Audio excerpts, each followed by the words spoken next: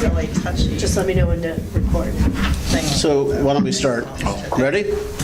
Okay, tonight, as soon as I roll my thing down, July 18th, this is a regular meeting of the Board of Education for District 64. Vicki, please take the roll. Tony Borelli. Here. Scott Zimmerman. Here. Vicki Lee is here. Mark Egeman. Here. Bob Johnson. Here. Dathan Paterno. Here. Tom Sotos. He is on vacation and out. So we have a lot of things to do tonight, and we have a suggestion to go into closed session to discuss some of the more pertinent issues. Initially, we will continue the negotiation discussions pursuant to 5 Illinois Compiled Statutes 122C2 before the general meeting begins. And following the meeting, we will reconvene and resume the closed session to begin the 15-16 year-end superintendent evaluations pursuant to 5 Illinois Compiled Statutes 122C1. I make a motion to go into closed session for Part 1, discussing negotiations pursuant to 5 Illinois Compiled Statutes 122C2. Is there a second? Second. We'll take a oral vote for this. Dathan? Aye. Aye. Yes. Aye. Aye. Yes. And then following the meeting, we'll resume the closed session to discuss further information regarding superintendent evaluations. Thank you. So, thanks for everybody's patience. The board is back from closed session, where we again discussed negotiations with our PREA and PRETAA. The groups have gotten to, the board negotiating committee and the PREA negotiating committee have gotten together most recently on July 12th, where we continue to discuss language and salary considerations. I'm pleased to report that while hurdles still exist, significant progress has been made. I'm confident that the PREA and board will iron out the remaining details with fairness and respect and with all good intent. Our next meeting will be on August 8th. And will be a committee, our next board meeting will be on August 8th, and will be a committee of the whole on student learning. Our next regular board meeting will be on August 22nd, and will include a board tour of the finished facilities at Washington prior to the general board meeting. Finally, the entire board, along with the entire District 64 community, would like to extend our deepest and most sincere condolences to the family of District 64 student Catherine Babbage. Catherine tragically passed on this past Monday, June 27th. All members of the board, administration, and staff feel all of our students are treasured and special. Not having had the personal opportunity to know Catherine, the community has, in the past several weeks, learned about a very special person. Perhaps it's best said by an author unknown: there is no footprint too small to leave an imprint on this earth. Catherine left an imprint on the community. Let's just take a second.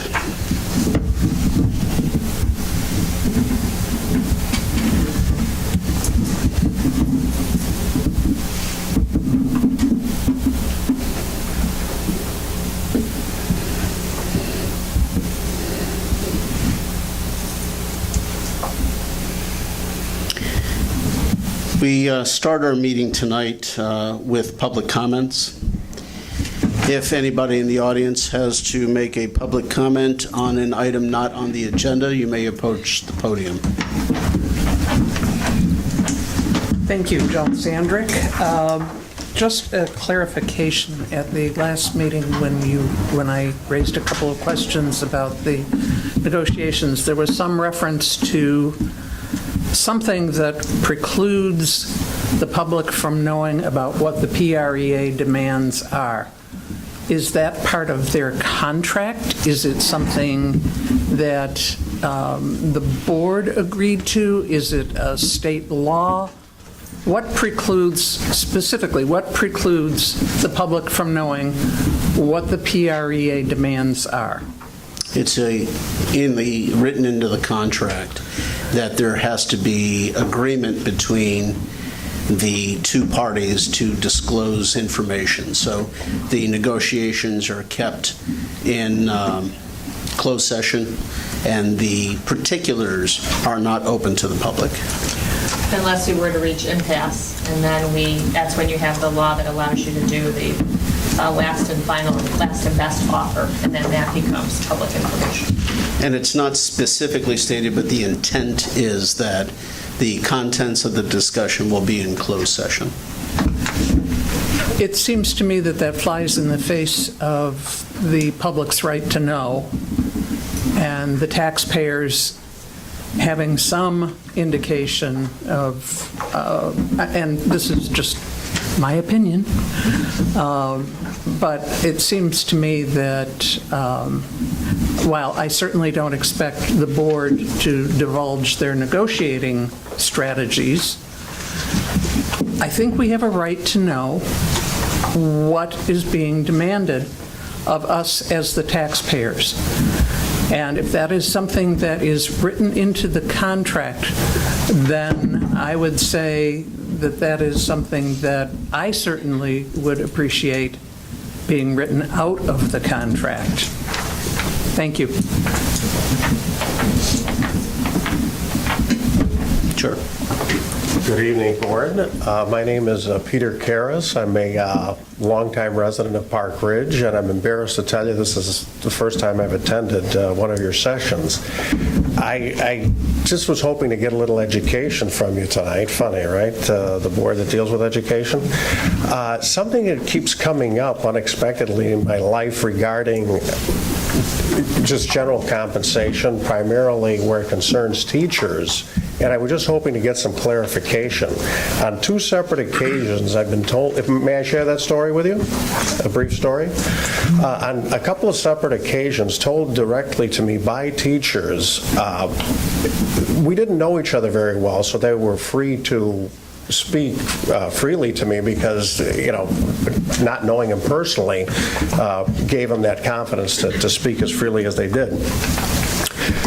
On both occasions, they told me that they were offered retirement packages. They were approached by supervisory personnel in their early 50s or mid-50s in terms of age. They both had been in the school system for 28 or 30 years at the time, and they were given a series of terms that if they chose to accept, they would be able to retire in 4 years. And part of the terms, as I understood it, was an increase in pay, in compensation, by 8% a year annually for a 4-year period, and the use of the last year's salary to calculate their pension benefit. Now, these people had been in the school system for quite some time. They had been able to take advantage of pay increases, different contracts that had come up during their careers, and they were making, I don't know whether it's indelicate to say this, but they were making a low six-figure number, very low six-figure number. So just by calculating that out, the 8% increase every year got them to $125,000 or $130,000 in salary, and then that last year's salary was going to calculate their pension benefit, and I'm not completely familiar with that calculation, but even if it's 65 or 75% of that salary, it ends up being a six-figure pension. And just to, you don't need me to underscore it in this way, but a six-figure pension divided by a 365-day year is a $300 a day pension benefit, 365 days a year, every day. In order to support something like that, there would have to be away from the school system, a pool of money generating a 5% return on some block of money to, let's say, using 5% as a number, to generate $100,000 in pension benefit. That block would have to be $2 million for every pension recipient in the system. It's a little difficult for me to understand that there could be that much money put away and pay the salary at the same time. I just feel that it's feasibly and in terms of revenue almost an impossibility to meet that obligation. Is something like that going on? Are you permitted to discuss that in this forum? The current contents of the contract discussions are are not available for us to discuss at this time or in this level of conversation. I can tell you, however, in the past and in the present, the board is absolutely committed to avoid putting ourselves in any position where we would have to pay a penalty. And according to state law, according to the TRS contributions, any increase in salary over 6% automatically includes penalties. Now, you may have read in the Tribune not too terribly long ago, there's districts all over the state that are still paying the penalties, and they're paying over the 6%. And I can tell you, since I've been on the board since 2011, the board has fought very strongly about preventing those increases over 6% if they happen to occur.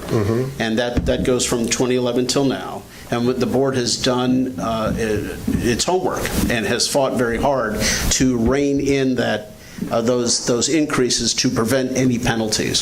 So I don't know where the 8% number comes from. It's certainly not this district.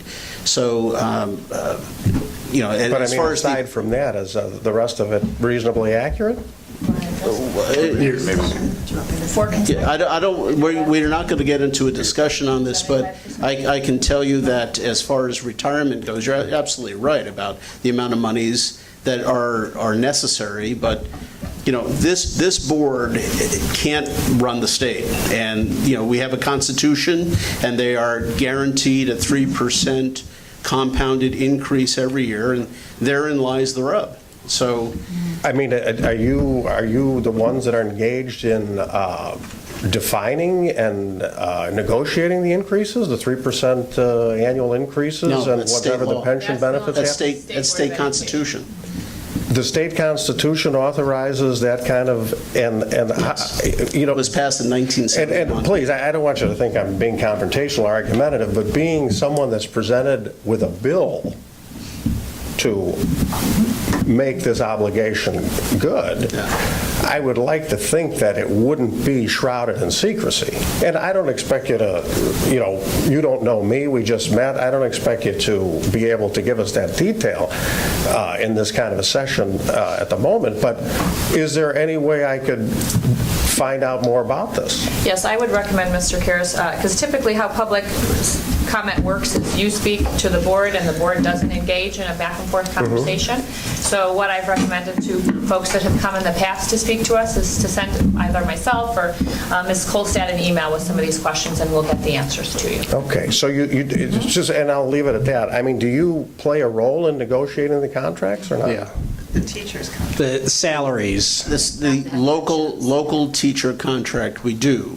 But from your conversation and your questions, Yes. you're really talking about the retirement that the state provides, and that's written into the state constitution from 1971, and that's where 3% per annum compounded is guaranteed, and we have nothing to do at all with the retirement funding.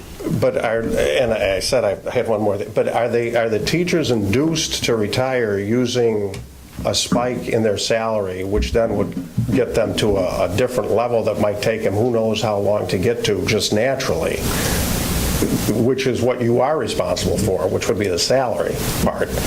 Well, there's a whole formula on how that's calculated, so it's not just as simple as I think even the last year. That just is one component of it. So I think we could maybe refer you to some of the TRS websites or something that could give you more information on how it works. I would tell you that, I think the board as fiduciaries for the district, we are concerned citizens also. We're fully aware of, the impact that things can have on the state of Illinois, which we're all residents of. And so we are taking all those angles into consideration. Well, I won't keep you any longer. There might be some other people that have a question, but I'd like to get some more information about this over time. On your sign-in sheet, if you did not leave your email address, if you would, that will be great, and we'll send you an email. That'd be great. We'll Thank you. Thank you. All right, thank you. Any other questions by the public? Not seeing any. Dr. Heinz, review of Institute Day plans? Sure. It's hard to believe that Institute Day is less than a month away. It's been a nonstop busy summer. But plans are underway for our first ever 2 kind of back-to-back institute days, beginning March 15th and March 16th this year. We will maintain our November Institute, August, sorry. We will maintain our November Institute Day, which will be on Tuesday, November 8th. It's an election day, so students will not be in session, but teachers will be learning. And then as a result of having 2 Institute Days in August, we will not have an Institute Day in February as we typically do. We're excited about having 2 back-to-back days for a variety of reasons. I would say first and foremost, we're looking forward to having more time to spend together to front-load some of our key initiatives, and I think having that kickoff together where we're getting the same type of information at the same time, while then allowing principals to have a little bit longer with their staffs to do what needs to be done at a building level to get that off to a smooth and successful start is going to be very positive. Although the agenda is still being finalized, some of the big rotations that we will have our staff move through have been included in your board memo. One will be the unveiling of this comprehensive safety and security plan that we keep working on. Our partners at NIPSTA will be sending representatives out to orient the staff in terms of what are the most essential components of that plan that staff will need to know and have a real deep understanding of to start the year. We will also then be working with NIPSTA and our principals at building meetings on our early release Wednesdays to provide ongoing safety and security training throughout the year. As this board knows, we have also been working very hard the last few years on developing a new teacher evaluation instrument as well as a student growth model, both that will align and bring us up to speed in terms of the legislation that requires us to have something as such in place by the first day of school. We'll be right down to the wire in terms of getting both of these documents finalized. We've had committees working, again, kind of nonstop for the last 2 years. But staff will go through different rotations to be oriented to this new evaluation tool. And again, we will be doing follow-up training and support at the building level. But we want to make sure that we're presenting a common message to everybody on those opening days. Part of this evaluation process, the timing is perfect because everyone has to know how they're going to be evaluated by the first day that students arrive. So this will allow us to make sure that we are compliant in terms of that component. Our team typically then provides a State of the District update in terms of our spring data. The board will receive that presentation on August 8th, where we will hopefully by then have the long-awaited park results that were promised to be given to us much sooner because it was an electronic form, and it's July 18th, and I don't have them in my little hands. We have some preliminary stuff, but nothing through the ISBE yet. We will talk about math and really celebrate the hard work of the 2015-16 school year. A lot took place in that year. We launched our new strategic plan. As you saw at our last board meeting, the amount of work that went into year 1 strategic plan, we want to celebrate that because much of that work was done on the backs of our teachers. So we want to focus on and commend everybody's involvement in making last year's launch successful. We will also then do some forecasting of year 2 work in the strategic plan.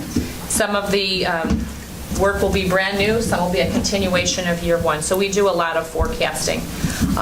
Our strategic data leadership teams, which have finished their first year of work, we are going to showcase the hard work of that group, and then we're going to talk about year 2 and how we're going to be adding some new members into that process and just continue to build the capacity of our teachers to use data and to set goals that we believe are going to have the largest effect on student achievement.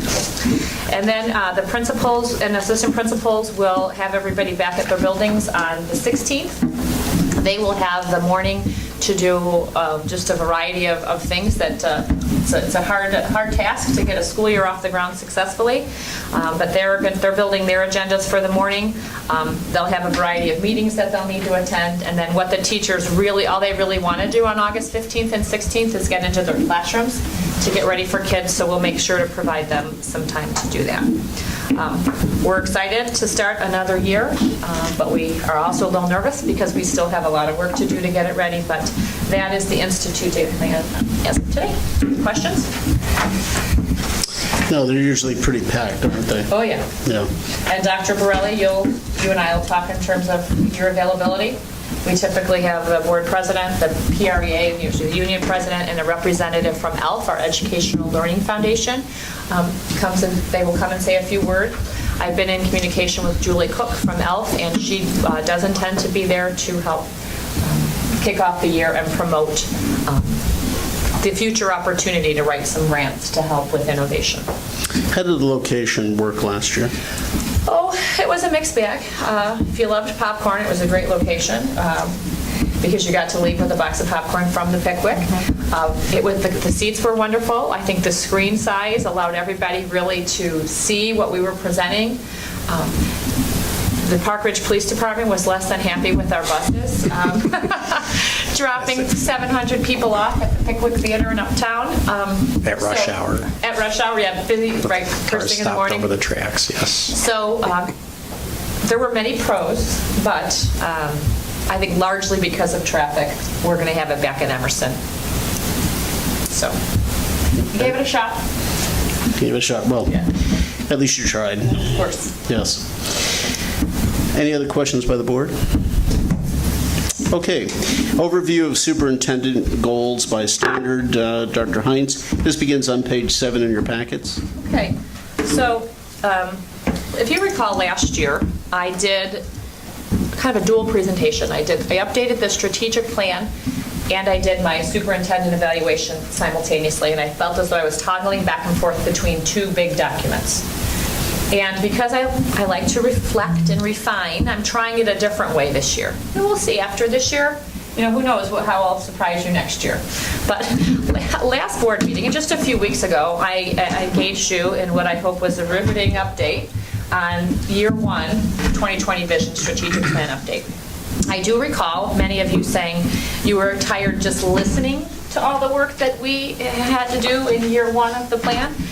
And I hope you remember that as we head into part of this conversation, because it really was a very robust plan that had everybody in this room, and even some that aren't here, really working extraordinarily hard, kind of pedal to the metal for an entire year. We accomplished a lot, and there's a lot of pride surrounding the first year of work. Much of my evaluation tool, which is why I combined the presentations last year, there's such overlap. It's very hard to tease the two apart, because if you look at the 7 standards that are governed by kind of my lead organization, the National Association of School Superintendents, these threads run through our strategic plan. So I'm not going to do a recap unless you'd like me to hit highlights of the strategic plan. What I intend to do today is kind of part 2 of my update, which will be going through the document that we worked together to reach consensus on back in the fall. Last we weighed in on this document was towards the end of October. And we reached consensus in terms of what I will do as the superintendent. And we wrote those, the superintendent will statements by standard. And then we collaboratively worked to identify some evidence that would demonstrate growth. Because much like our strategic plan, what undergirds that strategic plan is the notion of continuous improvement. So we have a starting point with each of these areas. We have work in progress. And our goal over the 5-year life of the plan is to grow in all of our 6 strategic objectives, and for me to grow into these 7 standards that govern my work. Here is the district superintendent. Then August 8th, the third part of my update to all of you will be the results. Dr. Lopez will be back from her vacation, and we will both be presenting park updates and map updates. We'll be taking a revised look at the scorecard, which also is linked to the strategic plan. We've set goals by strategic objective. We have been updating it as data is available to us. So on August 8th, you will have really the full picture, update on strategic plan, update on work towards this evaluation, and an update on the goals. So you're going to kind of tackle this in close with Dr. Borelli and I, and we're going to just keep writing and updating that document. So over 3 meetings, hopefully we'll come out of it with a clear picture in terms of where you think I've done a nice job and where you think I need to focus more of my time and energy. Does that seem reasonable? All right. So strategic objective, or standard rather, 1 has to do with vision, and it is defined, and I did create a table doc for anybody out there that would be interested in following along, a brief description of the 7 standards. But I have to, one of my primary responsibilities, I believe, is to promote the success of every student by facilitating the articulation, implementation, and stewardship of a vision for learning that is shared and supported by all stakeholders. I think that when we met as a strategic planning committee last year to write our new strategic plan, we certainly spent a significant amount of time in that committee creating that mission and the vision. And ours is a good one. When we had our spring check-in with the strategic planning committee 1 year later, to say, hey, how did we do? And we wanted to share our successes and kind of forecast for the future. This mission still resonates with all of us. And I think all of the work that we do as a district, teachers, administrators, whomever you are in our staff, you know, those are some of our key goals. We want kids to be curious about learning. We certainly want them to learn. We are a learning organization. Achievement matters, but it is not the only thing that is the mark of a good district, because we want to also put citizens into the community that care and are service-minded. So a big part of the superintendent will that we identified, really, again, going back to my last presentation, had to do with this strategic plan. We developed that year-by-year action plan. We deployed the first year of a plan. And I've set up throughout the first year, it's not field of dreams. If you build it, they will come. It is just because we wrote it doesn't mean that everybody understands it and is committed to it and wants to partner. We've heard some say, well, that's the board's plan, or that's the administrator's plan. So we're still continuing to adopt a mindset that, no, it's everybody's plan. And this is the work of the district. This is the big roadmap that is going to govern our work and our sleepless nights for the next 5 years. So we, again, feel we've accomplished a lot in year 1. We're teasing out year 2. Many of you, and we appreciate, remarked again that it seemed like a lot, and it was. So my senior leadership team, as well as my building leaders, and we're going to need to put our heads together to figure out what we must work on in year 2 and what maybe we can push off. But I'm quite proud of the work that the whole team and the whole district has done in terms of the strategic plan. That growth mindset, if you recall back to a year ago, at Institute Day, we brought in a speaker from Carol Dweck's organization. She's an author that wrote the book, Mindset. And really, I would say as a district, it's been more of a traditional district, and we are really, shattering a lot of old practices. And I would like to be remembered, if this were my last day here as a superintendent, that really kind of rattled that traditional mindset. Not meaning I don't have any respect for where we've been, I do. But we have to keep visioning and growing and improving as an organization. So that, I think, underpins everything I keep saying, sometimes to the dismay of others. But I have really worked hard and will continue to work hard for as long as I work here on number 3. Suggest improvements. I think 3 and 4 really go hand in hand. I've joked, every turn, every corner, and every little curtain you look around, there's always something that you find that you want to make better. And it's now just become a matter of how do we prioritize those improvements. And I think every system, so whether it's special ed or technology or curriculum or HR, we are really having conversations that say, okay, where are we solid? And then where do we have opportunities to improve? And then how do we prioritize those opportunities? We had an external audit, if you recall, within the first 6 months that I came into the district, where we received feedback from around 40 educators from kind of across the North Cook and Lake Cook area that also helped us identify, areas that needed attention, that weren't quite at the level that they should be or that folks would expect for a district like this, of this caliber. So we took a lot of that data from the CEC audit and built that into the strategic plan. So we're constantly looking for data. We're benchmarking against those, I call them the big dogs, the districts that are really kind of outperforming us at this time. And we're trying to learn from them and figure out what practices we need to bring to this district. The great thing about the senior leadership team, and I've almost hired half of the principals and almost the whole senior leader team within the last couple of years. I'm hiring people that have a similar mindset and that are really helping assess their department or their work system and help just continue to grow it. So with that comes excitement, comes a little pushback, so there's always a little bit of tension, but I think we're committed to collaboratively working to just keep moving and keep improving. And then the spokesperson for the district. I'm out and about at the chamber and at Kiwanis and the Lutheran Men's Group and whoever will have me. I'm out sharing the strategic plan and the work of the district because I'm the face of the district as well as members of the board. So those are the superintendent wills. Many of the bullet points I've already talked about. Any that you'd like me to focus on in particular under evidence? Because I didn't intend to read through all of them unless you'd like me to.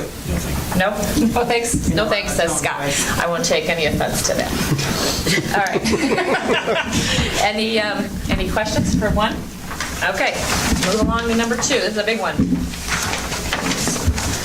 It's unfortunate that one of the big partners in crime is not here today to be here as part of this. But standard 2, teaching and learning is a big one. And under that standard, the goal is to promote the success of every student for advocating, nurturing, and sustaining a school culture and instructional program conducive to student learning and staff growth. So Dr. Brilli and I, we talked quite a bit. It's probably back in January, we talked about key talking points in terms of the strategic plan. And I said, well, the way I look at it and sell it when I'm out and about, and if you think of that little brochure that we have, that we pass around to different places, there are 6 strategic objectives, but the way I look at it is they're broken into 3 categories. So the first 3 strategic objectives link very tightly to teaching and learning. They're all about the children. Rigorous programming, differentiation, SEL, 4 Cs, integrating technology, getting kids 21st century ready. Those 3 objectives are the heart and soul of teaching and learning, which is really what we should be focusing on as a district, and we are, I think, extraordinarily, more so than ever, laser focused on teaching and learning and using data and just continuing to try to get better. So there's 12 bullet points in terms of the superintendent will under there. I can buzz through them or not, or I can highlight a couple. I mean, you let me know what you'd like from me, because I could spend the rest of the night talking about this one. So you probably recall Dr. Lopez talked about the developing the research design improvement and monitor, the RDIM. Jane Boyd, MJ Warden, and I sat with Lori, and we were accustomed to having an RDIM cycle, so we developed one for the district, and we will now every 5 to 7 years work to revise curriculum. Unless something significant were to happen at the state level that might take us off cycle. For example, when Common Core came on the scene, most districts didn't have it on their to-do list to overhaul reading and math at the same time, and then shortly after that, start with science. So by the end of next year, we will have probably all 3 of those revised. Math was revised 3 years ago, and we keep refining it. ELA will be up for review in the fall. I can hardly stand how excited I am to revise the reading curriculum in the district. And as you heard reported with Lori and members of the science committee, elementary science will have their new resources in the fall, and the middle school is working with 207, which I think is very dynamic in terms of using one of their science experts to help create some middle school units. Also within that cycle, we revised the CFC curriculum this year. And so that is just going to become a cycle that we're going to follow. And I think it's going to help make sure that our curriculum is a lot more current than some of our curricular resources are. Okay, number 2 kind of falls in line. The balanced scorecard is a big one, and I won't spend too much time on it today, but I will say that this little scorecard has given the team, some fits over the course of the year in terms of how much we had to develop. Math and PARC, we get that data, but many of the things, if you recall, on the scorecard or under construction, under development, they were tools that we were creating in order to have something tangible, something measurable, instead of just, checking a box that we did it. We wanted to be able to measure progress and growth over the life of this plan. So we have, our team revised it back in May, and we will spend some time talking with you about it on August 8th, but that scorecard was a big one. You've heard us talk at kind of almost ad nauseum about several key district offerings we provide to teachers: high-impact instruction, 7 strategies of assessment. We're moving further with co-teaching as a model because we want to make sure that the precious time that we have with our children, that we are making sure that we are using the absolute best instructional practices that we know through that meta-analysis that John Hattie did. Not all instructional strategies are created equal. Some yield a higher result and have a greater impact on student achievement. We're really trying to work hard with our teachers, not only to get them through the training, that has been our focus, but now it's to help coach them into using those strategies and writing different lessons to change what's happening in the classroom. Because you can sit and get just about anything, but if you don't make a change to your practice, we're spinning our wheels in terms of expecting a different result. So we're very focused on training the teachers and then supporting their implementation and change. Each principal, that we hire, that's a big thing that I know as a superintendent that I'm looking for. I want, new principals or assistant principals that have a real strong instructional background, so they can continue to have those conversations when they evaluate and observe folks as well. The lead learner, I don't ever stop reading, going to workshops. I leave Sunday for that national superintendent certification cohort that I was accepted into, and the amount of pre-work for that is making me wonder why I signed up. But no, I'm kidding. I just continue to read and learn. It's going to be a great opportunity for 18 months of learning from other superintendents in high-performing districts across the country. So that's just one example, but there are other workshops that I attend. We have an enormous amount of committees working, and you heard that through the strategic plan: Core Plus, Mastery Learning, Tech, CFC, Science, the list goes on and on. I'm in and out of many of those meetings. I try to attend portions of them if I can, because I think it's important to learn beside the teachers and for them to see that I'm aware and committed to that learning as well. We continue to look for, what else? I'm trying to think. I think that's really probably it. I guess the last one too, the regular presence. It may seem like, well, yeah, she should be in the schools, but I would say that, by and large, superintendents don't spend an inordinate amount of time in schools. They kind of just sit in their office, and the gals upstairs will tell me that I'm never in my office because I'm either in this basement or I'm at a school. Those are like the 2 main pieces. So I really do like to walk and talk with the principals, see the teachers teaching, see the students learning. It's nice FaceTime, but it also really helps me have a sense of what's happening in the district.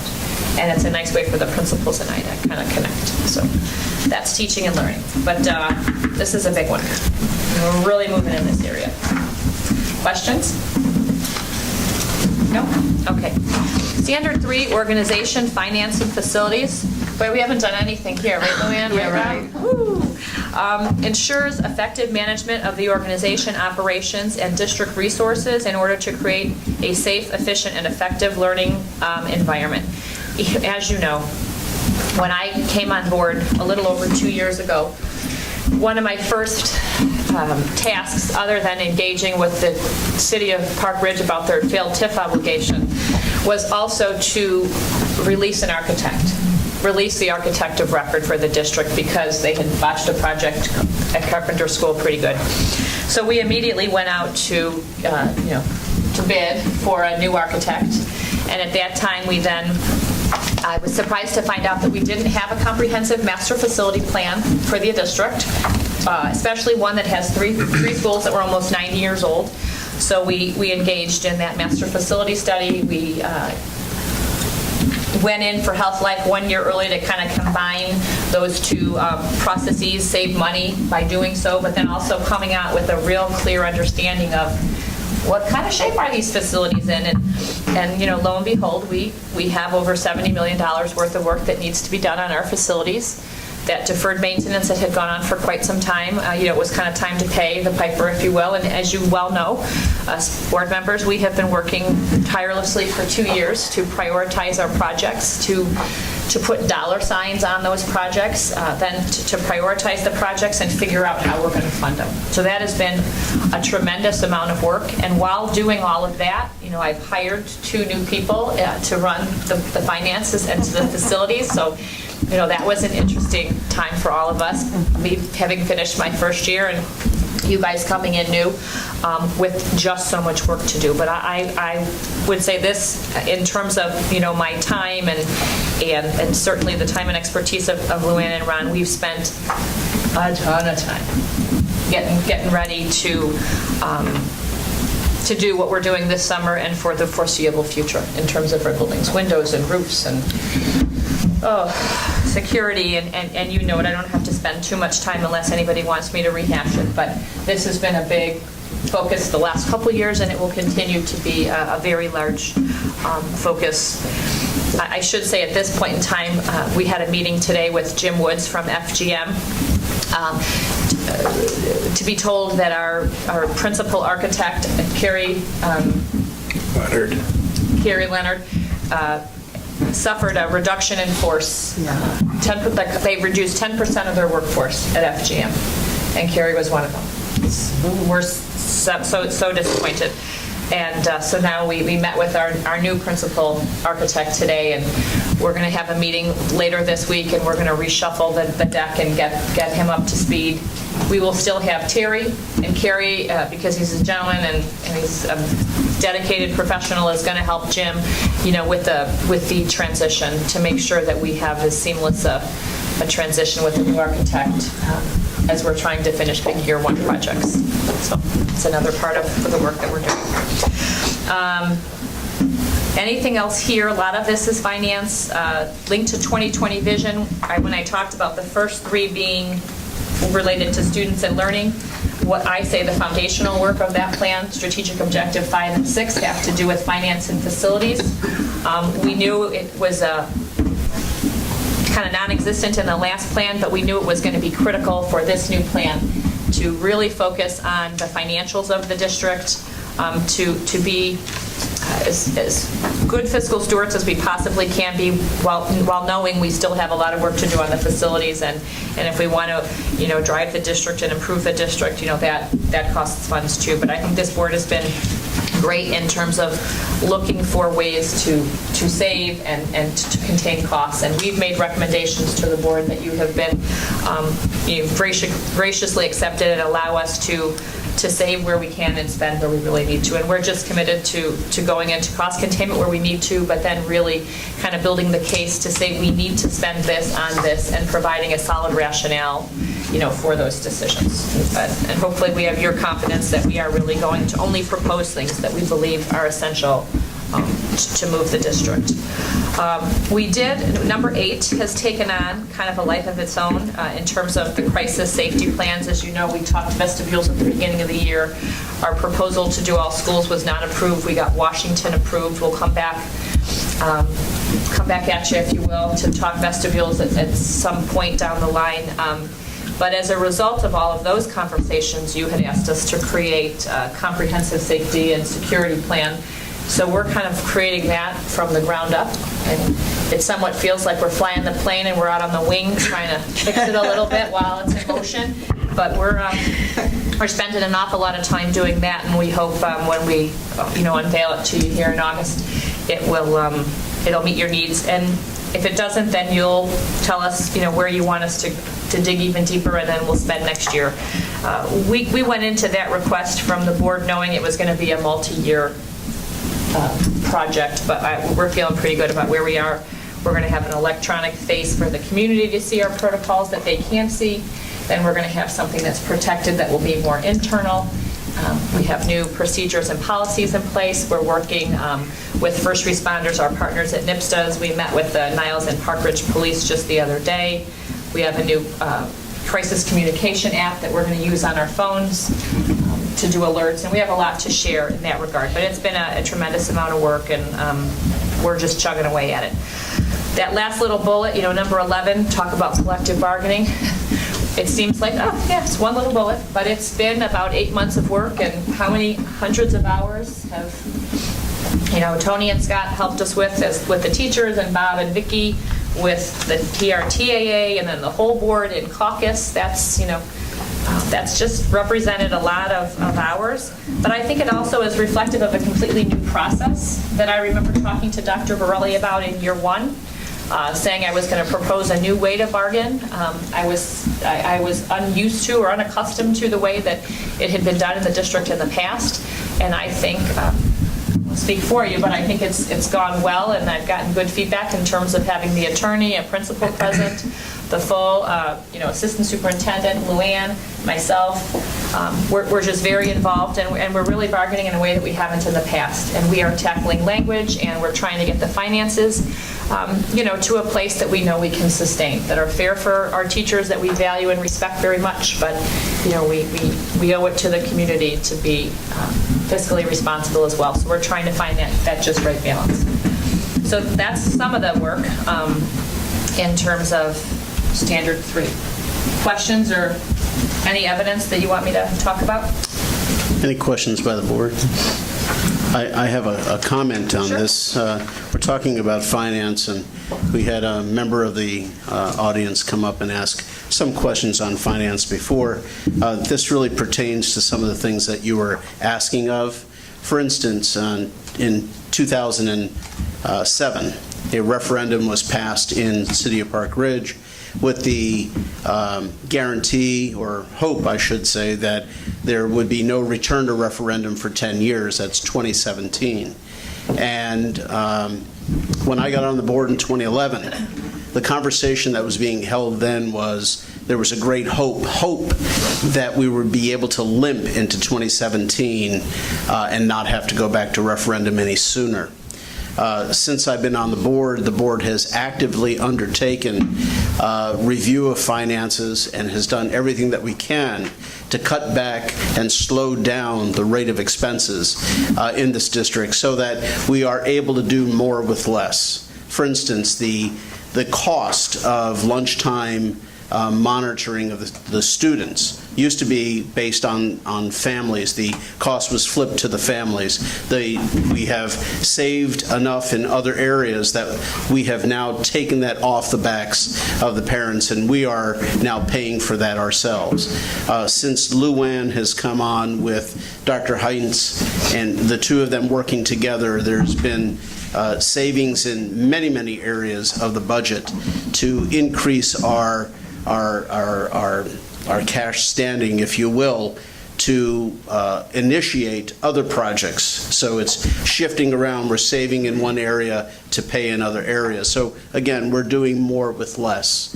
And a survey of previous board meetings going back for the past 2 years will show some of those areas that we've saved money in. So a testimony to Dr. Heinz taking the board's wishes about slowing the expenses down while doing more for our safety, doing more for our students, and doing more for our staff. I think this is a good example. Now, going back to what I was saying before, we have extended the referendum timeline by, mind you, not from 2017, but now looking at 2021. So we've extended it by 4 years, and we haven't gotten the final budgetary answer back, but we hope that, and later on in this meeting, actually, we'll be taking a look at some of the number of projections. But it looks like we're still avoiding deficit spending, so we're still in the black, avoiding avoiding going to red, and we're avoiding going into red in the year that we're actually supposed to be going back for referendum. So I think that we have, by all measure, I think that we, in the past, certainly 5 years or so, been able to extend this out significantly on behalf of the taxpayers. So thank you for your good work in this area, because I know a lot has been done in the last year, if not 2 years. So Been thank right there you. with us, though, so. Yes. Good team. All right, number 4 is ethics, act with integrity and fairness, and there are superintendent's wills that I can go over. We talked, though, if you remember when we created this document 2 years ago, because this instrument didn't exist before I got here, we said it might be hard to say what the superintendent will do, but we'll certainly know when the superintendent's not acting ethically. But there are a number of things that we identified. I'll model principles of self-awareness, I'll be reflective and transparent, I will uphold board policies, I will maintain the policy manual, and we've actually done a lot of work. When I arrived here 2 years ago, there was a significant backlog in press policies, and we're up to speed. We've transitioned from an older method of updating to something that's newer at the IASB. Also this year, we've transitioned to having the administrative procedures, which are internal documents. They are now online, so we will be much more agile in terms of our ability to update things as press policies come our way, or new legislation, which we'll talk about here a little bit later. One of the things that I think is very, very important is maintain transparent and honest relationships with the board, with the staff, with everybody. That comes with a lot of communication, so hopefully you find my weekly memos and other communications that I send out to be timely and full of information. I know sometimes they're too long, but it is just because we have a lot going on that I want to make sure you're aware of, all the moving parts. Number 6, explore and develop ways to find common ground in dealing with difficult and diverse issues, and we do a lot of that in our team meetings. We also do a lot of that here at the board table. We have a lot of good conversations. So those were some of the big ones. Number 9, I think, is something we probably are going to want to work on, Dr. Borelli, or just continue to work on. Dr. Borelli and I talked. As you know, we've typically done a summer board advance, and we decided with all the negotiations and everything happening this summer that we were going to try to wait until the fall, till the school year got underway. And I have a few ideas in terms of how we can work as a board group.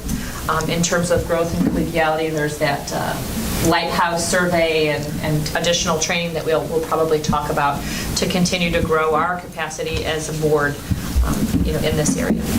So you can see some of the things that we talked about, the APs, the policy committee, my memos, and so on and so forth. Encouraging participation in IASB training, EdRed, North Cook Legislative, the III. I'm going to keep plugging that. I hope more of you will come to some of those workshops and conferences, because it is really a nice time to get together. You can network with other board members, and we can just continue to learn as a group. So that's standard 4 in terms of ethics. For me, the most important thing on that page is the residency verification procedures. Something that is not easy to do, that we were finding was a big endeavor that your administration team embraced, and we were able to save the district, thousands of dollars. So, we want to educate people, but we want to make sure that you live in the district. And so I applaud your efforts in that. That has been quite an undertaking, and again, these all represent like a little bullet point, but the work behind that bullet. Right. And you're right, Vicki. When we were asked to verify the residency of 4,500 students, or over 3,300 families, at a live drop-off last year, and now it's a slightly revised. We revised the process as a group. It is an inordinate amount of work for this office and for the secretaries at our buildings. There's a lot of documentation for a lot of families, and there are folks out there that are scamming us. So then when you start getting kind of on their trail, then they get really angry. So you've got people on the front lines that are being treated very poorly by folks that are trying to outsmart the system.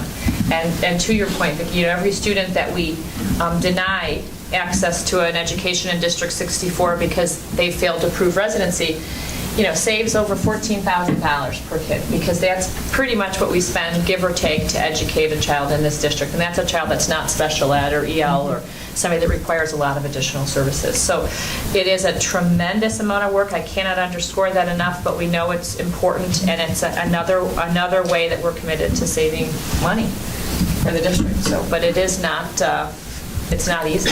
Yeah, I'm looking at the new principal at Franklin, and Brett's been helping her, Brett Baldoff from Carpenter's been helping her track. We've got like 90 kids that the residency is not quite finished with yet. She's brand new, and she's going to have a brand new secretary. So Brett has been helping us by letting us use his summer secretary to get them up to speed so they're ready to open, because we're not putting the kids on class lists until this is done. Well, until they've completed info. Right. All registration, not paid fees. Right, but just complete them. completed, so we know that they legitimately belong in district. So it has been a lot of work, so thanks for calling that one out. Standard 5, social and political environment. It's my job to understand, respond to, and influence political, social, economic, legal, and cultural environment. The big superintendents will here maintain awareness of current legal and political issues, and I usually, almost every week, send you guys at least one little press release. Or there's just so much happening in the state of Illinois and Springfield, but between Rauner and Madigan and the budget and the pensions and it's constant. So keeping abreast of what's happening. I'm a member of, Ed Red, it's our local lobbying group, and my North Cook superintendent group. I go, sometimes I even drive to Oak Brook, which for those people that know how lost I get, that's dangerous. But they have good speakers there, and, I'm continuing to seek information and time spent with experts and other colleagues to figure out how they're managing all this shifting ground underneath us, park, and it's never ending. But it is important for your superintendent to stay aware of what's happening locally and federally, and making sure that we're in compliance and that we're pushing information out to the principals and the board and so on and so forth. So I've given you some information here in terms of the memberships and the different ways that I am, trying to stay abreast of what's happening on the political landscape right now, and it's a very interesting time to be in public education, to say the least. Interesting. It's a board-approved word. All right. Standard 6, policy and governance. Work with the board to formulate district policies. As board members, that's one of your big jobs, to set policy for the district. And Dathan and Mark are, my counterparts in terms of the board policy committee. We have an internal policy committee that also meets, that's comprised of principals and assistant principals and central office administrators. We react to the press policy recommendations, and we craft policies and companion administrative procedures to just make sure that we're in compliance and appropriately governing the district. Number 6, if you look at it, meeting legal deadlines for para or Senate Bill 50, that is linked to our new teacher evaluation plan.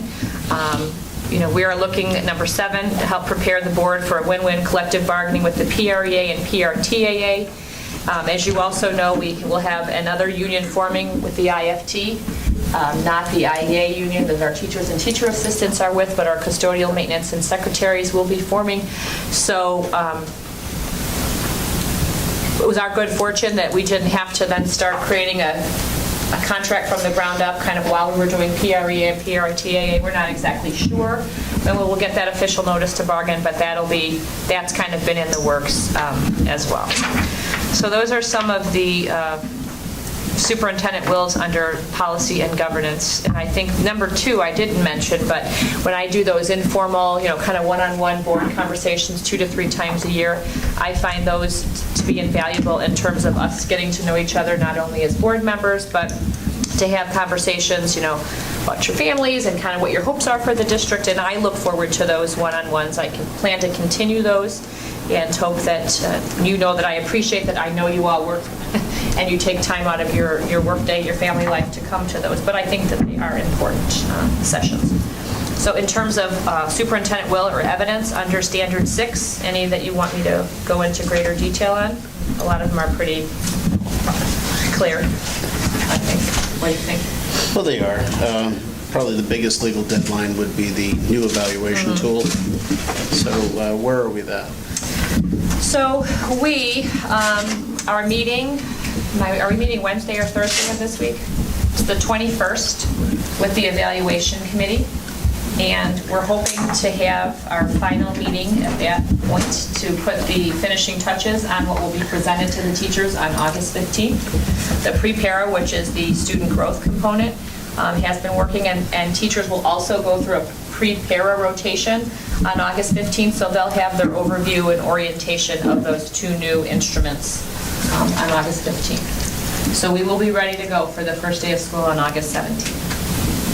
It would have been great. Our preference would have been to have had both documents done, so we could have provided the orientation in the spring, revisited it for a second touch at Institute Day, but the committees there were just certain sticking points within the committee that we really had to work through between the teaching staff and the administrative staff that we could all agree to.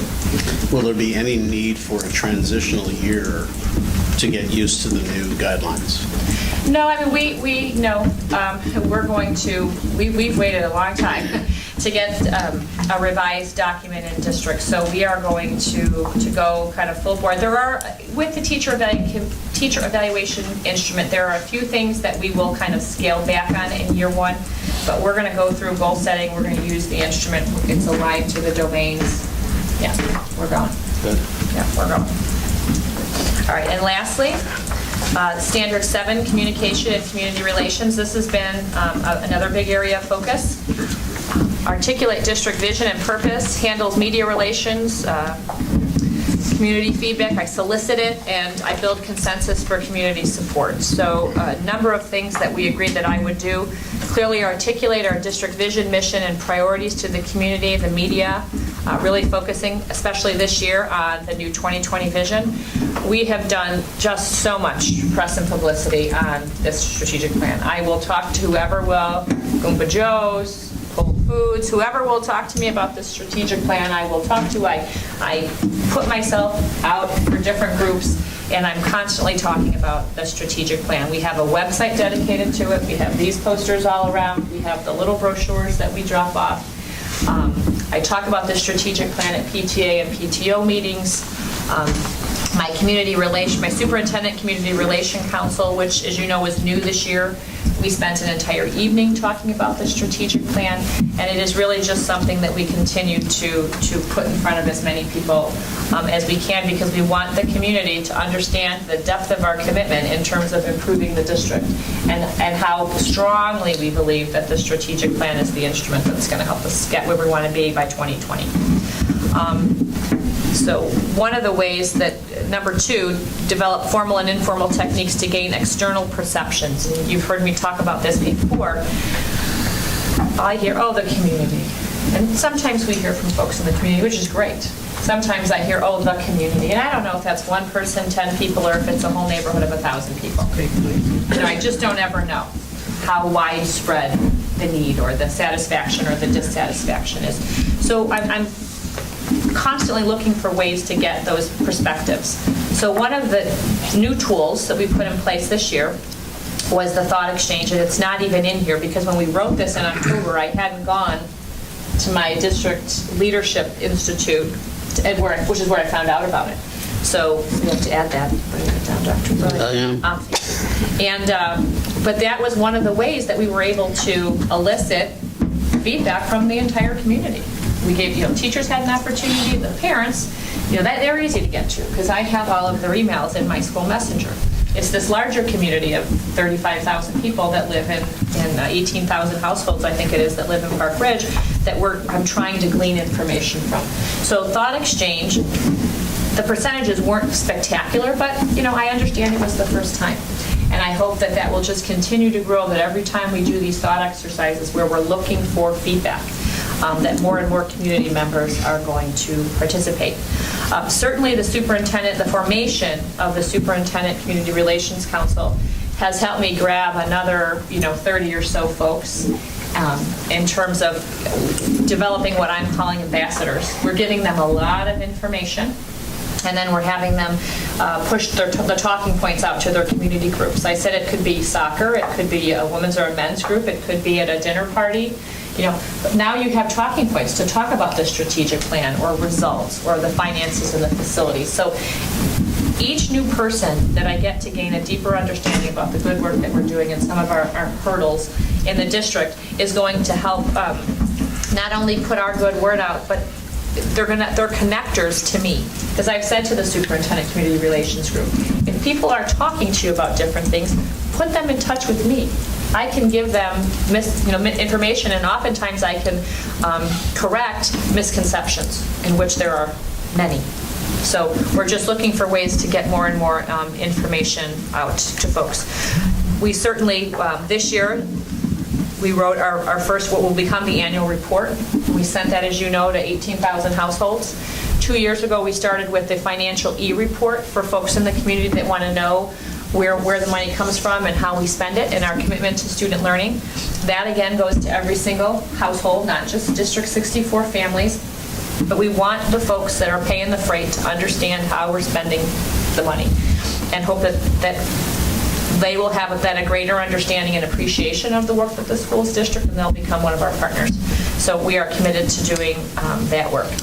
I'm active with PTAs and PTOs. My superintendent Parents as Partner newsletter that Bernadette helps me put out every other month, I think is a great way to focus what it is that we're working on in the district. I always say we include pictures of the cute kids because it gets the parents to open the document and read it, because I can write it, but if nobody reads it, it doesn't really, I don't know, but we're getting the payoff on it at the end, investment of time. But when you put pictures of kids learning, I think more people are reading it, and the feedback I'm receiving is that it's the kind of communication that they've wanted in the district for a long time, in terms of directed to the parents about exactly what's happening in the district. So that is something that will continue. Talked about my community relations council. You've seen the podcasts. I was moderately good with Twitter. That has to get better. I'm not a good Twitter person, but I will focus on that again for year 2. But just constantly looking for ways to share what we're doing. And I do try to remain visible and attend district and school activities as often as I can. But I am here a lot at night. We have a lot of committees and a lot of meetings. So District 64 is a second home.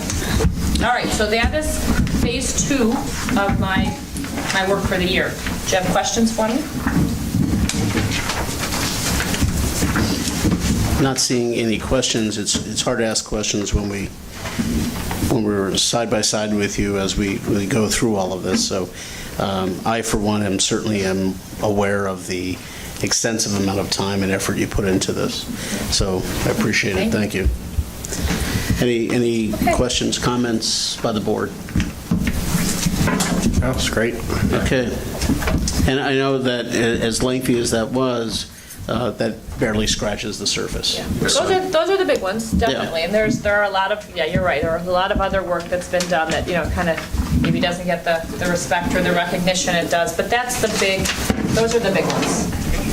Yeah. All right, and New day. then we'll be discussing more of this later in closed session following this open session, but we'll move along to the overview of suggested revisions to press policies 7190, 7200, 7210, 7220, 7230.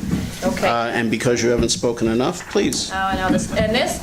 So this is another one of those scenarios that I played around with a variety of ways to bring this to you initially. And this is, as I wrote in my board background, and I believe in my Friday memo, doesn't follow a typical press policy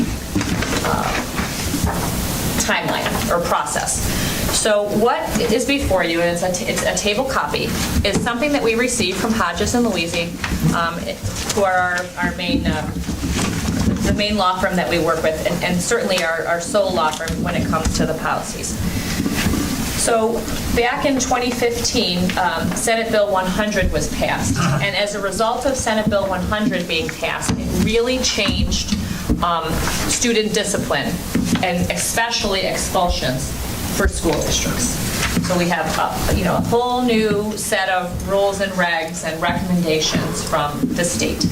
So I reached out to Hodges back in June, and I said, okay, I need cliff notes in terms of what our team should be absolutely doing to update these 5 policies. So we're not only compliant with the law, but that we're true to the spirit of the law, which is keep kids in school as much as you can, discipline them in a way that will allow them to learn, and not take away the opportunity to learn because they're expelled or they're out of school, suspended at a greater frequency than we would think would be good for kids.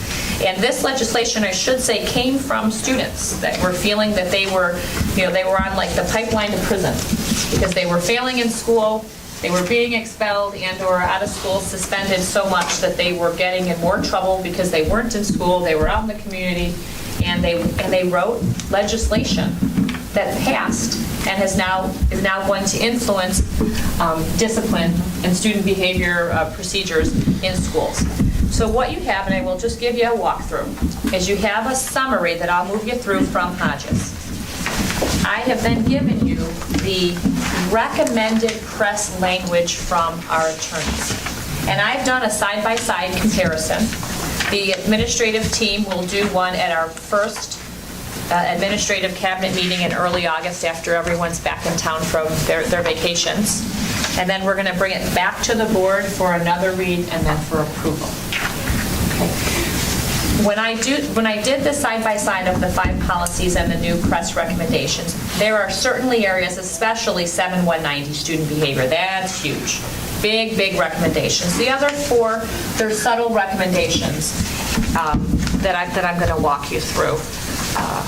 One question that I have for the board to keep in mind while I'm moving you through this, obviously not a lawyer, would you like me to have the law firm come out on August 8th to talk you through any of this? So I'll move through now. You can have time to kind of synthesize this on your own. Lawyers are able to come out to our meeting on the 8th if we would like. It's an option. Why don't we see? Yeah, why don't we? That's what I said. I'm letting you know that I want you to listen to what I'm saying and have that in the back of your head. Because if I'm not being clear, then that's an option. Yes. And also know that administratively, we had the law firm come out and they did, they spent several hours with us at our administrative advance this summer, back in June. And they talked, transgender, they talked about Senate Bill 100. So our principals and assistant principals, central office administrators have received time with the attorneys. You got to decide if you want to as well. Okay, so let's take a look at 7190 first. Give me just a second to shuffle all this paper. Okay. Big change from 7190 really takes it from what it says now in our policy is student discipline. That in and of itself is, we don't want to call it just discipline. We're gonna rename it, and it's going to be student behavior, because that's what we want to focus on. Not the discipline, but we want to treat that behavior. All right, so according to our attorneys, one of the things it recommends is that we form a parent-teacher advisory committee, a PTAC. Now, what we have done in the past, and it's been effective in terms of student discipline, because we have student discipline procedures in our parent-student handbook, and that handbook is reviewed by families, or it's supposed to be, and then everybody signs off that they've read it and that they've absorbed all of it. We have always used our PTA, PTO presidents, whom we meet with every other month, as our student discipline committee. We run any changes in language or protocols by that group of volunteers, which winds up being close to 18 or so parents. So we'll decide, and I've talked with Jane Boyd, who will help me spearhead this, if we move away from PTA, PTO presidents as our sounding board and our committee, as our ad hoc committee, and we were to formalize this parent-teacher advisory committee, we were thinking that we would have one representative from early childhood, we would have 2 parent representatives to focus on the K-2, 2 at the 3-5 level, and then 2 from the 6-8 level. We would have a few teachers and a few administrators serve on this committee, and then we would commit to meeting like the strategic plan does, once a year to reflect on the year and make any necessary changes to our practice. So that would be, something that I would love your feedback on. Okay, that's one of the big things. Another one, we do this every year. Bernadette receives a checklist from the law firm, from Hodges, regarding policy recommendations, changes in language, and so we have to make sure that our student parent handbook is in compliance with Senate Bill 50. Once we sign off on these policies, we will have the language within the handbook mirror the language, obviously, so we want it to be very consistent. It also recommends that we do in-service for administrations and the board, so I'm doing a mini in-service, and you'll let me know if I'm have met your needs, and if not, the lawyers will come out. We've done that administratively.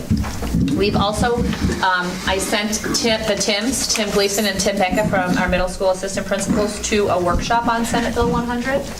And we have talked as an administrative cabinet, when the law firm came out and did this presentation for us in June, we talked about how are we going to make sure that the staff understands these changes?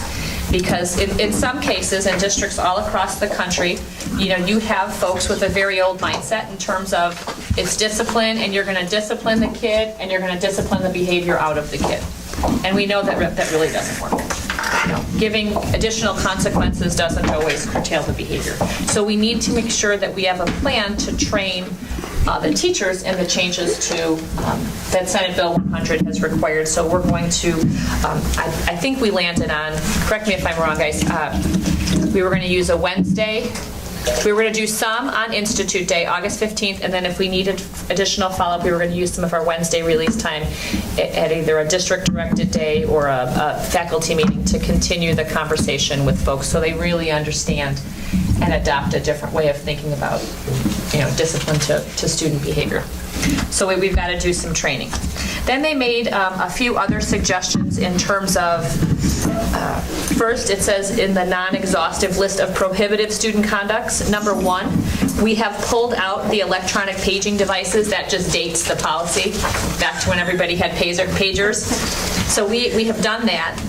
And then we added number 2, in the world of cell phones, we've added language, and you can see that kind of indented under number 2 in terms of cellular phones. We do have some questions that we have to come to terms with in terms of our building leaders. Will they ever in 2A allow teachers to grant permission for phones to be used for a class, or everybody get on your own device and do something? That's a conversation we would have to have. We have to make sure that we're allowing devices to be used if they're written into a child's IEP as a assistive tech tool or some other type of tool. We have to, I would say no to this, but I'll have to have a conversation. Are we going to allow kids to use their phones during lunch periods? I'm looking at the principal's scared faces. I think the answer is no. And will they be allowed to be used in an emergency? If there's a threat to safety of students, and are we going to allow kids to go to their lockers and text something's happening at school? So we will talk through that as a team, but those are some of the recommendations that the law firm has said, please try to come to terms with, how do you feel about, A through D. It also says if the above language is not reflective of your district's practice, then it needs to be revised accordingly. So we will take care of that. We have language in terms of the bullying policy number 3, and that language can be found. It's nice language in the press document here that we will adapt ours around. It's not wildly different than what we added in a few years ago. Under the list of disciplinary measures, which you can find on page 8 of the 14 pages within this, we suggest making the prohibition of expelled students from being on school grounds a mandatory as opposed a discretionary ban. And we have, with the students that have not stayed with us to end the year, last year we had a few that disenrolled to avoid expulsion. it was very clear in the letters that we sent to the parents and in the agreements that we mutually, entered into, that they were not allowed back on school grounds, for any reason. So So how- we will formalize that. So Lori, on that, and is that something that's just meant for during the school days or in total? It's at night, so if there were ever a function, a dance, or, any event that the school might host. So it's a school hosted thing. I just ask that when I think about if there are athletic fields that we own next to a building and there are sports events being held there that have nothing to do with the school itself. That would be a different case. So that would be allowed Yeah. then? Okay. Number 13, they strongly recommend, and one of the things that the language that the law firm gave us is some are required, some are strongly recommend. They let you know when it's optional. But they strongly recommend removing any reference to the administrative transfer of students to alternative programs. And there's a high school case. Some of this is very high school driven. What they want us to add on page 10 of 14, number 13 says transfer to an alternative program upon written agreement with the student's parents or following a Board of Education hearing. And they want us to add the language that says for disciplinary purposes, because that's typically when sometimes we outplace kids because we can't meet their disciplinary needs. We'll send them to a therapeutic placement. And that's really what they're referring to there. Continuing to move through page 10, similarly, SB 100 specifically states that a student may only be administratively transferred pursuant to the same procedures as a student recommended for expulsion. We therefore restate number 13 to allow for administrative transfers only upon written agreement with the student's parents, and that always happens when we outplace students, and you've heard that we've outplaced students largely for disciplinary reasons. That is all through a lot of meetings and communication with parents, and it's typically site visits, and it's something that we very seldom do spontaneously. There has been many months and sometimes years of work to get students outplaced, because we really do want to educate them here if we can. So that is a current practice. So Lori, what's the intent there if say there is a very young child, say a first grader, and just attacks everybody and everything like that? Yeah. So what do we, so is this, so are we saying that we would, potentially, if that was an egregious situation, we would look to put that student in another school, that could help with that child, or do we end up expelling that child? We've had several instances over the last few years, and Jane, I see you have your mic, and we had a little first grader last year at Roosevelt I that I wasn't can think of. trying to identify any okay. person. Yeah, No, I'm aware we have they've been around, situations like and that. we've had little first graders at different schools, second graders, fourth graders, and what has your process been? There's really two different processes. There's the process if the student's been identified as disabled.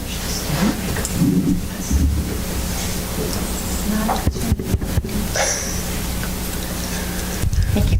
If the student's identified as disabled, and that would be an example recently, then there's an IEP process, and it's really rewriting the IEP and allowing them for a specialized school. These press policies address students who are not identified as disabled.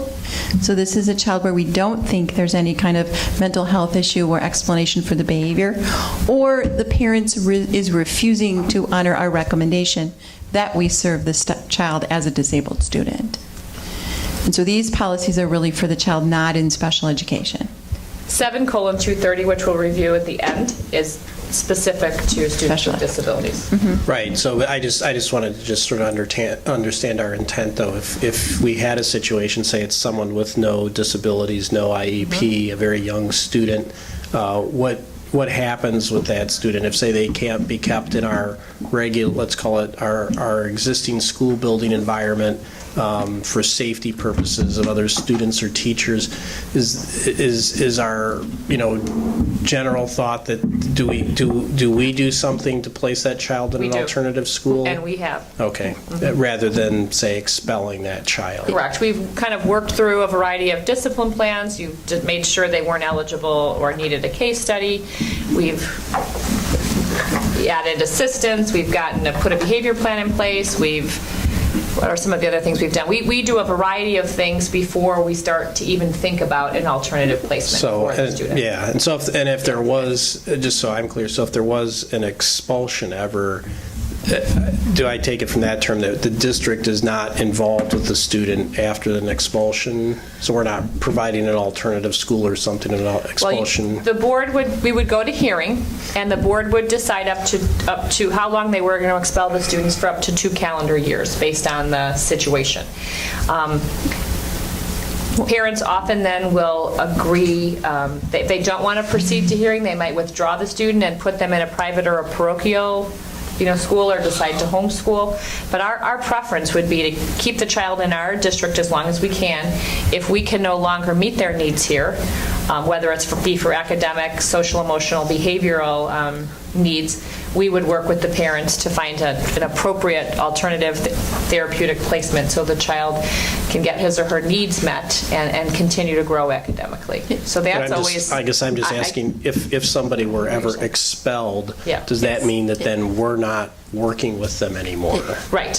Okay. I mean, for Just wanna be the clear. for up to the 2 calendar years. Whatever that they're period of not that with us. time is, right? If the Okay, thank you. if the child's not disabled and the board takes the action to expel, then the Right. child's separated from the district during the period of the expulsion. Thank you. Yep. I think the follow-up, I don't know if Bob was getting at this, but do we ever get to the point where we reach an expulsion and just leave the child floating in limbo? Is there usually some follow-up or alternatives or some plan that the family and the child have to take to continue their education? In a K-8 district across my 20-year career, almost always we've been able to work out an alternative that's much better for the student than expulsion. The only times I've participated in a true expulsion have been on the high school level. But on the K-8 level, if you put in the time to work with families and focus on helping the student and finding common ground, that's almost always what happens. So there's always a safety net. There's always elaborate efforts yes. to service the student here, to find a way to work together, to make sure if the student can't be in one of our schools, can we find another alternative that's agreeable to everyone? Yeah. And if you have a social-emotional behavioral issue, that technically would be an IEP, would it not? Oh, yes. Yeah. Okay. The next paragraph talks about the delegation of authority. Superintendent, building principal, assistant principal, we will scratch dean, we don't have deans, may issue in school, out of school, and bus suspensions. So you've delegated the authority to my team. If we move towards expulsion, if I recommend expulsion, it comes to the board. Parents can decide if they want to proceed with an impartial hearing officer. The hearing officer then takes the expulsion case, writes a report, and then the board, if the hearing officer finds in our favor, would be involved in ultimately deciding if we were in fact going to expel a child. But this legislation is really, going to further decrease allowing us to get to that point, because they want you to do more in-house to see if we can steer the kids from heading down that path. So can we go over that one section? Because current policy stipulates that only the Board of Education has the ability of To sign off on that. to sign off on the expulsion, right? So how does this work again? If you can do the delegation of authority. So how their recommendation is Yes. saying that the delegation of authority section, to clarify that the superintendent, building principals, assistant principals can issue an in-school, an out-of-school, or a bus suspension. And that is current practice. I mean, I don't tend to get involved with in, out, or bus suspensions. Every now and again, I'll get a letter and I'll call and say, hey, talk me through how so-and-so popped so-and-so in the nose and just got a day.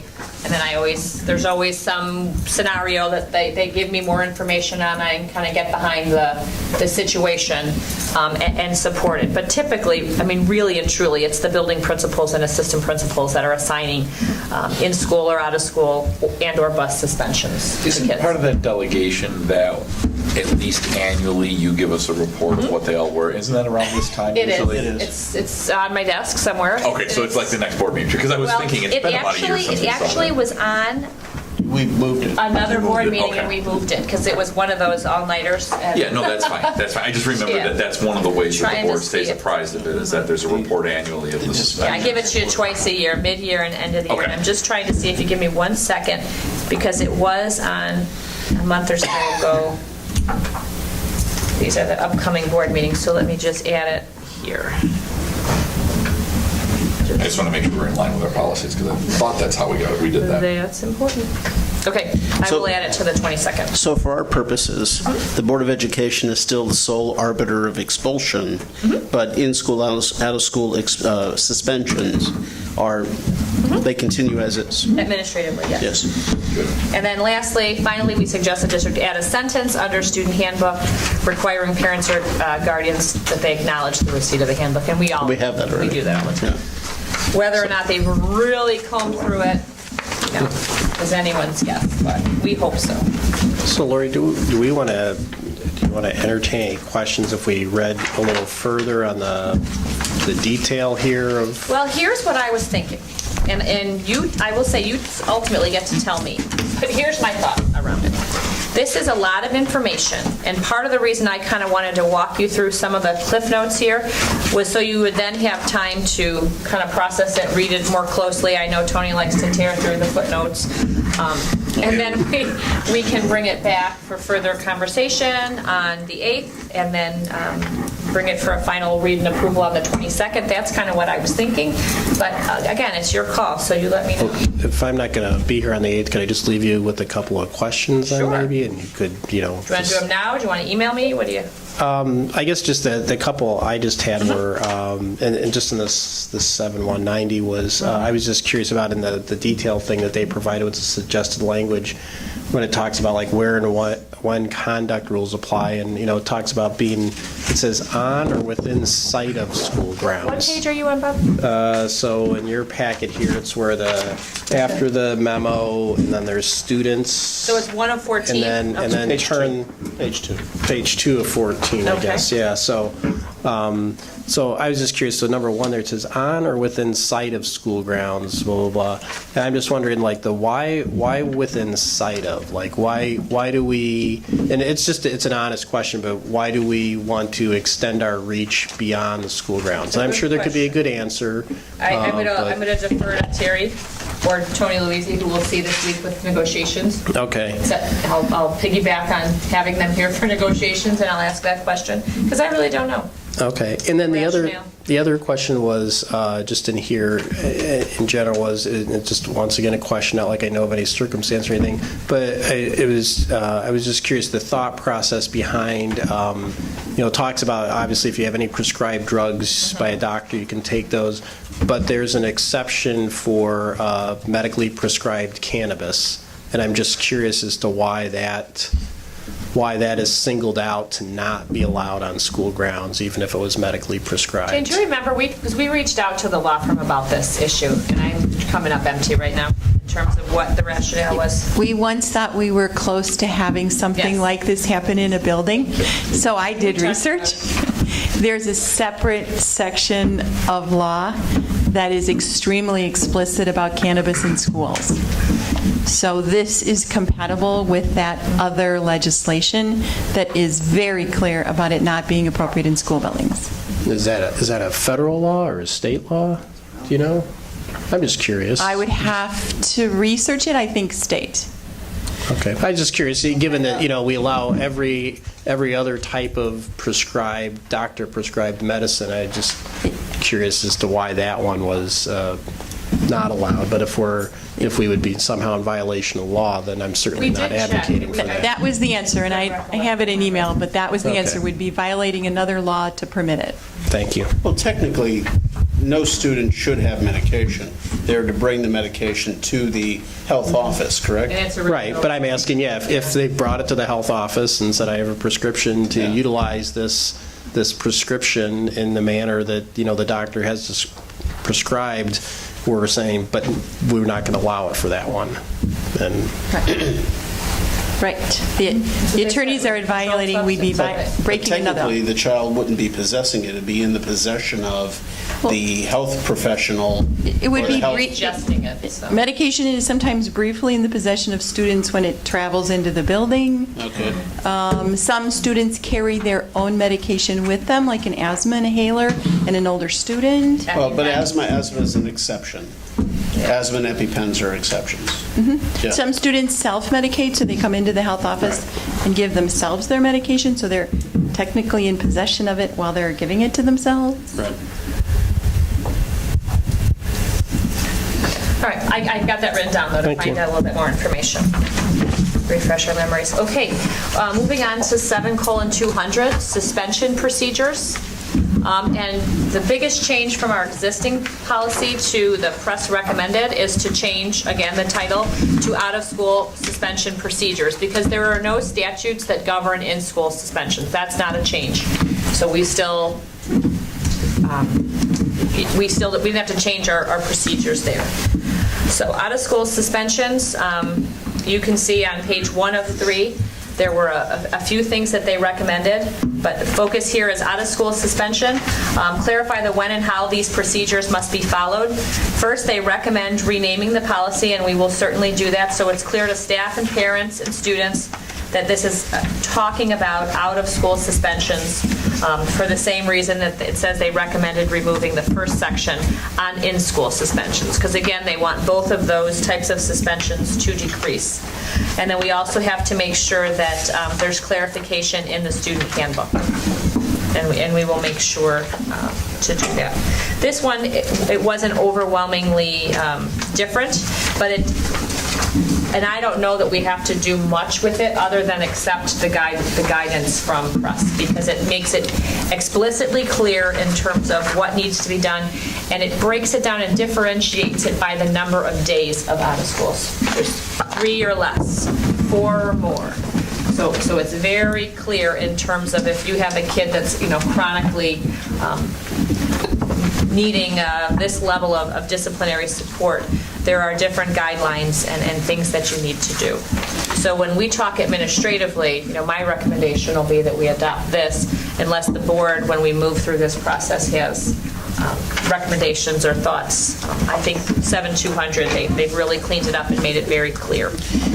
They made it clear for out-of-school suspension, but is there any guidelines for in-school And suspension? I was just saying, there's no statutes for, there's no... Well, but do we have guidelines? We do. We have something in,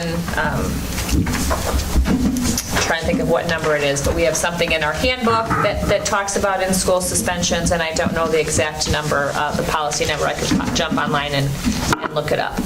But we certainly have administrative procedures for in-schools. Is there any need to have that information disseminated? Well, the risk you run with disseminating it is making it seem as if it's too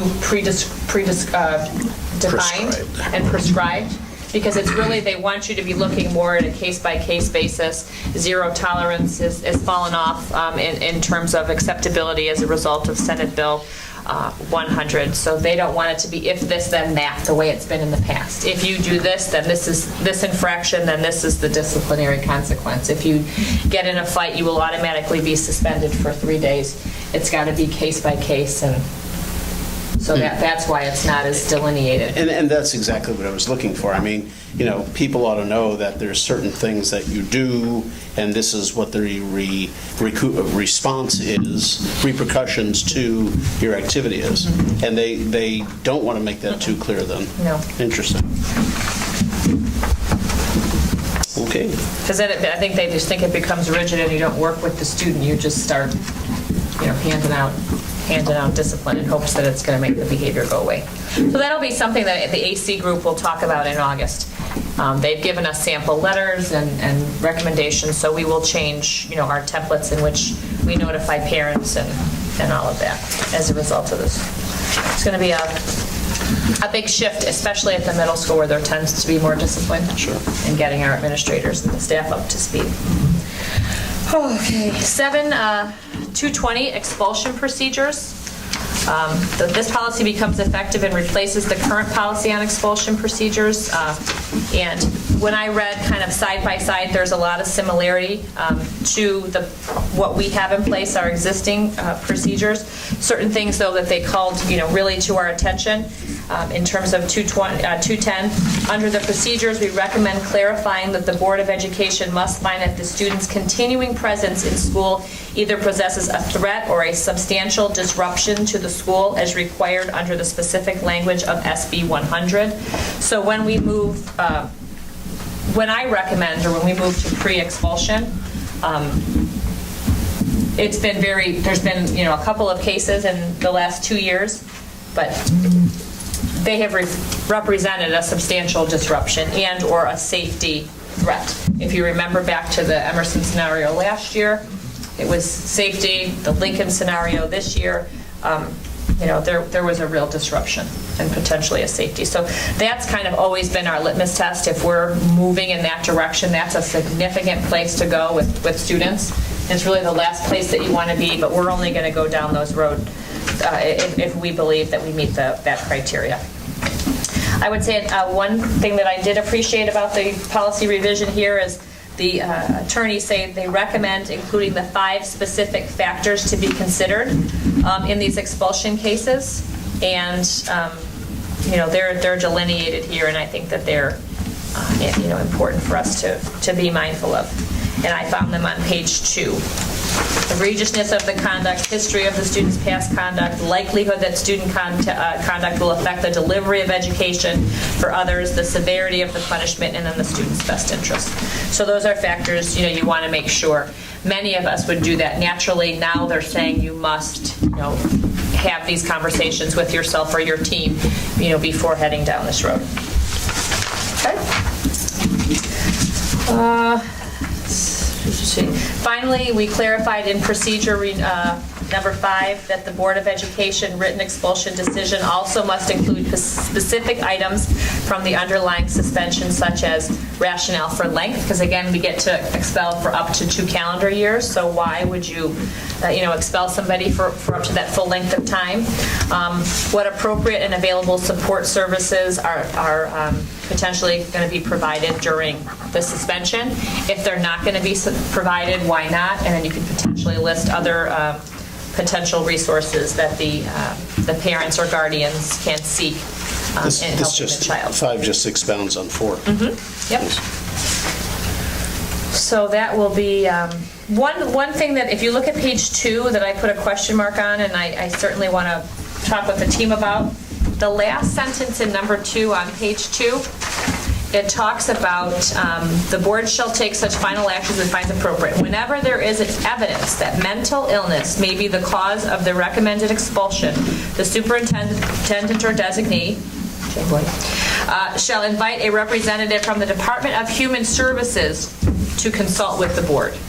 So we've never really, talked about that, but now that's something that, we can have a conversation about, and you can say, hey, I would like you to bring somebody in from the Department of Human Services to talk about this type of mental health issue that, one of our students is clearly suffering from that's gotten us to this point.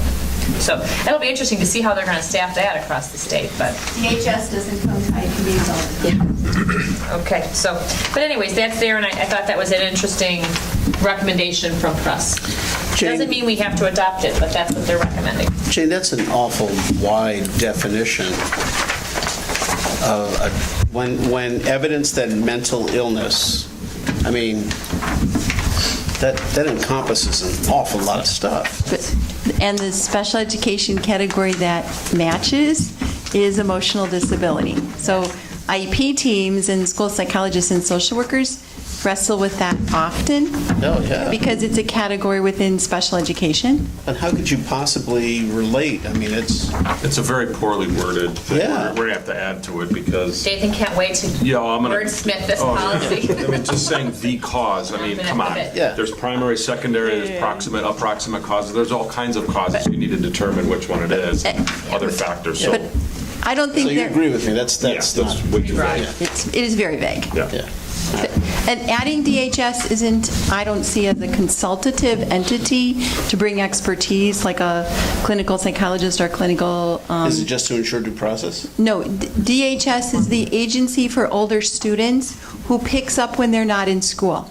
So if a child with a mental illness were to drop out at age 17, what public agency could help them get on their feet and find employment? DHS.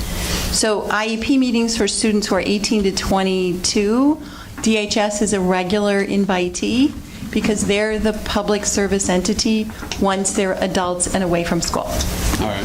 So I think it's a linking here. Okay. 7-20 has to do with bus conduct. Nice opening in paragraph, similar, exact same as to what we have in terms of we can suspend students for riding the bus up to 10 consecutive school days for engaging in gross disobedience or misconduct. It gives some examples of what that might be that mirrors our existing policy. The one big thing they recommend that we make sure to do is that we afford basic due process, which would allow for notice of this gross misconduct and disobedience and an opportunity for the parents to respond. And we always notify and communicate with parents if we're going to be kicking a child off the bus for up to 10 days, because typically then the parent is going to have to pick up the transportation requirement to get their child to and from school safely. And then it's interesting, it says, we do not believe that the out-of-school suspension procedures found in SB 100 and policy 7:210 apply to bus suspension. So that is going to be something, we will talk, a little bit more about. But I didn't find too many things very different between our current policy and what press recommends, because we were making sure to do the notifications and communicate with parents. I don't know if other districts weren't. I would find that hard to believe, but apparently not. And lastly, 7:230, misconduct by students with disabilities, and we kind of talked about this at the beginning. And I did write in my notes there was virtually no change, but from existing to current press recommendations, it is very spelled out in terms of IDEA and the 504 Act, students with disabilities. No student with a disability shall be expelled if the student's particular act of gross disobedience or misconduct is a manifestation of his or her disability. So, for example, when we've moved to pre-expulsion, it's the question that we always ask. The first question is, are any of these students special ed? Or if the answer is yes, then we go out down a different road. If the answer is no, then the next question is, do we think they might be? Have we missed them? Should we be initiating a case study? And so we're accustomed to making sure that we're aware of that. And with one of the students in particular, we did wind up going through that process to make sure that the child didn't have any special needs that maybe we had missed. So, and I guess for as much as we're talking about expulsions and stuff for those who are here or maybe watching, to my knowledge, in the past 2 years, we've not expelled one student. Correct. So we're talking about all these conditions, but it's not something that we regularly encounter. There was just one thing I just asked maybe for you to take a look at, Lori. Sorry, I missed it earlier when I was on the, the 7190, I guess, on the page 7 of 14, and maybe Scott or MJ would know better about this stuff, but on page 714, there's point number 20, and it talks about making an explicit threat on an internet website against a school employee, et cetera. And I'm wondering if that should be expanded, that term, like internet website. So, could somebody find a hole with us that, they did it by Snapchat or they did it by something else that's not an internet website? And so maybe do we tailor that a little so we don't get caught by somebody ever by saying, nope, that wasn't a website, that was just, an app or something. Yeah, that's a good point. okay, we can take a look at that and tighten up that language to include any device or something broader, probably, to just... It's on the agenda to do in August, so. All right, I will note that as well. Anything with an on-off switch, that's a good way to put it. Yeah. Since there was so much recommendations to accept the press recommendation by administration to accept press recommendations, I might suggest that I, for one, I don't think I need to have an attorney come and explain all this again, but I think if you could provide responses to some of the questions that were raised, I think that might be sufficient, at least for me. Anybody else? So Is that our good? team will meet in early August, Ethan. We'll schedule and mark, a time after the administrators we'll follow then the typical procedure. Our internal team will meet, and then we'll give you the revisions that we've made, and then we'll kind of go back and forth, and it'll come back to you after both teams have had another look at it. Okay. But I wanted you guys to at least have a little understanding of these 5 big significant policy changes, so that's why we did it a little bit out of our typical order. All righty? All right, and that leads us to first reading policies from Press Issue 90 on page 11. Dave and Mark can help me with this one. It's been a while. Has been a while. So give me just a minute. I have so many papers here. Okay. So Dathan, we included your notes that you typed up. So if you would like to take the lead in walking through, or I can do it, or if you Well, I'm sure Tell me. everybody has read this with fervor and great interest. and, Highlighters. Definitely. Actually, I did. I know. Tony, we are I not think I'm being surprised. facetious. You're not surprised at all. Actually, I It was did. my underhanded compliment to you. Some of them I didn't feel needed much work. I would. A few of them, I think, just needed some wordsmithing, and then a few of them just some substantial additions in terms of including parents and more things, and just a few philosophical little additions to it. But so I don't know specifically if we need to go through each one, but if people So- have questions about what we added. In terms of 650, it's absolutely straightforward, as Dathan said. There's an insert. And you had wanted to add it. This was one of your suggestions, to maximize learning throughout the day. We were going to add that bullet under the 4th bullet listed, in terms of physical activity. The administrators had recommended a change, but that was just a subtle one. So 650 is nice and straightforward. 660, there were changes made. I don't know. Just edits, though, Yep. nothing substantive. Okay. Any questions from the board on any of the changes to 660? And as Dathan said, we renumbered, we added a slightly broader definition to genocide throughout history, made it a little less specific. Yeah, the only question I had with that, with 660, is it raised the concept, are we in full compliance with Common Core, and do we need to state that somewhere in the policy that we have to maintain compliance? Well, this, on page 5 of 6, all the ones that are talking about the history, that's not related to the core. Math and English are, right? So, right, and then with NGSS, they keep saying that science is working, or social studies is working, so I think it's okay as it's written. I raised that because I think if you go to specifically footnote 2, there you go. I know you like the Right, yeah, footnotes. I know, I said So it. footnote 2, True. purpose of the math will be aid schools in implementing Common Core standards. I mean, being that it says that in the footnotes, do we need to mention that anywhere? We can, but the advice we continue to get in terms of, from press, in terms of the footnotes, is they're really not supposed to wind up in policy. They're just supposed to kind of guide the conversation and the practice. So let's take a look in terms of footnote 2 for middle school and high school math curriculum.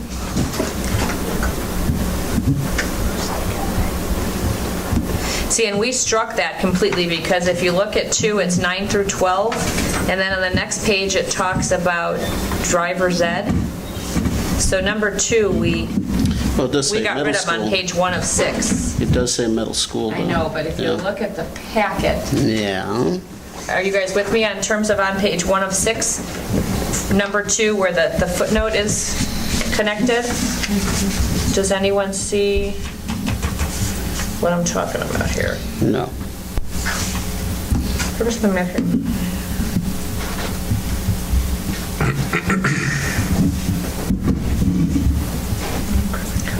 Sorry, just a sec.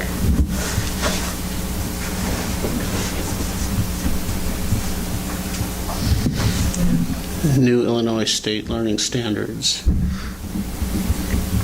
I mean, I would say if anything, we could add that, our ELA and math curriculums they have to be. They're the standards that have been adopted by the Illinois State Board of Ed. And that's what I'm saying, maybe just a statement to say that those two aspects need to follow the Illinois State Learning Standard guidelines. I mean, the directive from Common Core is that's the floor of what the kids need to know. It's not the ceiling. They can learn more than the core, and our math curriculum definitely has content beyond the Common Core standards. Right. So, what does the board think? Is this Anybody else? I mean, the way I look at it is, this policy governs curriculum content. So if it governs what is in our curriculum, it should spell it out. And if a requirement is that the Illinois standards of Common Core must be maintained, it should state that, and it doesn't currently in the policy. what are we thinking? I would think that if press knew that Common Core was the standard, they would have included it in there. That it seems odd that they would have missed it and weren't picking up on it. Well, I think they're just making it very general. I'm probably being a little bit more specific. I think this is pretty darn specific, although if you look at the number of different genocides that we're supposed to teach, they get pretty darn specific in there. We actually made that more generic, a little bit more general, for fear that some new genocide would come up and we would rob someone of that. Well, genocides aside, I think what you're saying is that the subjects required by state statute, and the requirement of Illinois Common Core is part of state statute, so they're just throwing it in there. So that's probably where it's getting thrown in. I mean, I think pragmatically, just adding that wouldn't really change anything, because... Would it help to clarify anything? I don't know. I mean, because really the Common Core is an approach to teaching math. Yeah, there are or learning standards. language arts. They identify our standards. So we don't, so I guess here Doesn't we're hurt just... anything to put in it. I think it's not worth the time to talk too much about it. Putting it in there, not putting it in there, saying... Yeah. Just looking for I don't think it hurts.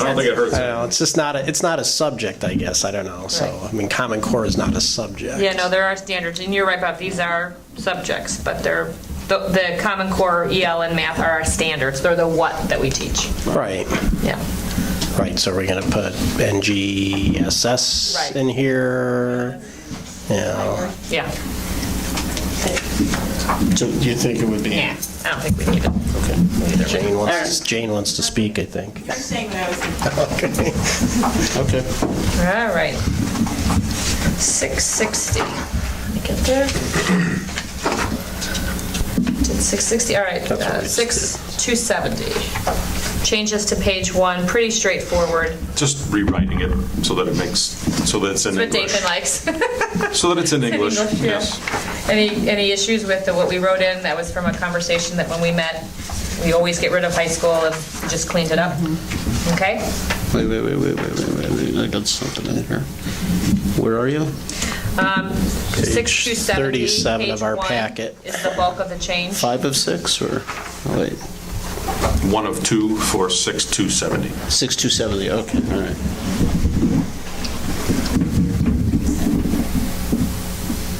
Yeah, I didn't have much comment for... Okay. Moving on to 280. The internal team didn't recommend a change, and we did have one change. I just couldn't figure out what an inappropriate grade was, so I thought striking that. Based on an inappropriate grade based on an appropriate grading system. Yeah, I was racking my brain trying to figure out an instance where that could happen. Well, perhaps a mistakenly... But that, I mean, a miscalculation, kind of technical error, I don't know. Right, it's kind of whatever. covered. So that was proposed that we strike that last bulleted, and I was fine with it.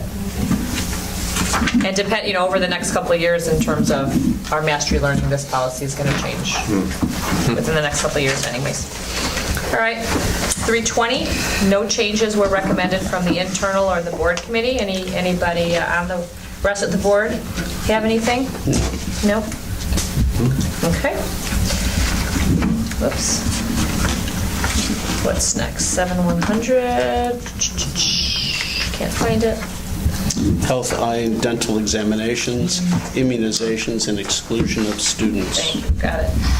And we had no change from the internal team. And then on page 3 of 4, we added, protected to immunized. Yeah. So that was a minor change. Is everyone okay with that change? Okay. 140, search and seizure, we had no internal changes. On page 1 and 2, we're going to insert A, which at the bottom is an attempt will be made to notify parents not to seek permission or a search. Of a search. Of a search, because we're always talking. We don't need permission to do the search, but we'll always let them know that it's in progress, and I just want to make sure that that's real clear, because we can't put anything in this policy that's going to tie our hands in terms of a real-time investigation. And then B, every effort for parental notification will be sought, and we do. I just thought that the insert was the writing or the wordsmithing of the insert could have been improved. That's all. An attempt will be made to notify parents not to seek permission of a search. I understand what you're saying, that we're not seeking. I did. I did. I did. All right, let me have it. Though permission is not necessary, in the event a search is necessary, an attempt will be made to inform parents. That's fine. Okay. Can you send it? Let me write it down. So Though permission is not necessary, permission is not necessary. in the event a search is necessary, an attempt will be made to inform parents. Does that work for everybody? Yes, sir. Okay.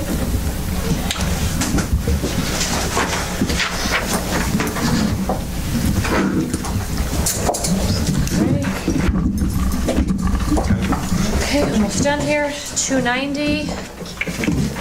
This was rewritten. So, okay, on page 1 and 2, we included, you can see what was inserted.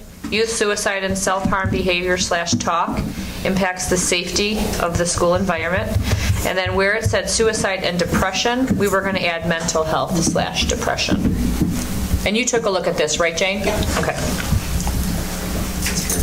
So, and that was just, again, kind of getting back to the discipline. You want to make sure that it's a large umbrella beyond just depression. Okay? And then the second page is real easy. We knocked out 12 down to 8. And lastly, 300.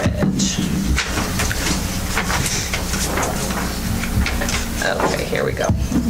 So this was, we talked to Margaret Tamari, who is the district nurse, in terms of extracurricular athletics. Permission forms are sent out and signed, she said, relative to number 2. So it says a parent guardian of the student must provide written permission for the student's participation, giving the district full waiver of responsibility of the risks involved. And then we inserted A, this includes potential risk and concussion awareness, which we know something that's been on Tony's radar for a couple years now. So And actually, that leads me to the question I had. I thought that it was board policy and a requirement now for any of our middle school students who engaged in interscholastic sports automatically have to do the impact testing. I thought we made that optional to start, because this was years ago. I thought In 13. it was offered and it was made optional. I don't know that we as a board have ever mandated it occur. Well, I can tell you that the state of Illinois mandates it in the high schools. No, I and understand. strongly recommended it at the middle school level. Yeah.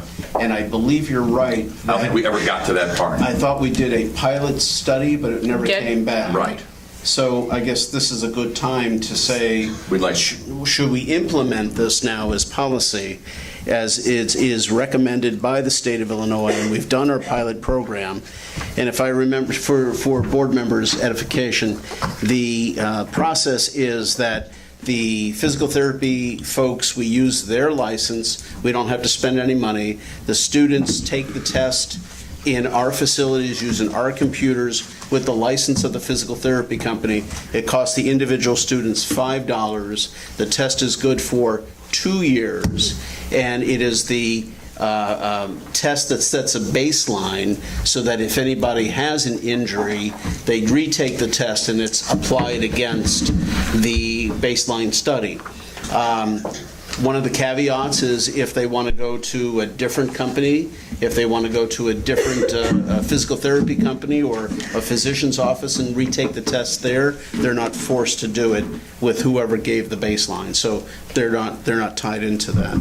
Would you like me to put this on the August 8th agenda, since Lori Lopez has been very involved in partnering with you on this, and we can have a discussion? She can kind of give a little bit more detail in terms of the history, and Sure. would that be all right? All right, so I'll add that to our August 8th COW. We were going to change it from a COW to a special meeting because we have a few other little things we've been wanting to add, so I will add that to the list. All righty. So on the 7,300, just on that A insert that was there, so is that meant to be a sentence like right after the end of 2, or? Yes. Because just like, I guess, in the wordsmithing sort of thing, because the sentence before it says it gives the district a full waiver of responsibility of the risks involved, and then the sentence says this includes potential risk and concussion awareness. I mean, we just talked about risks, and I don't know what does concussion awareness mean there? Does that mean that there's a risk of concussion?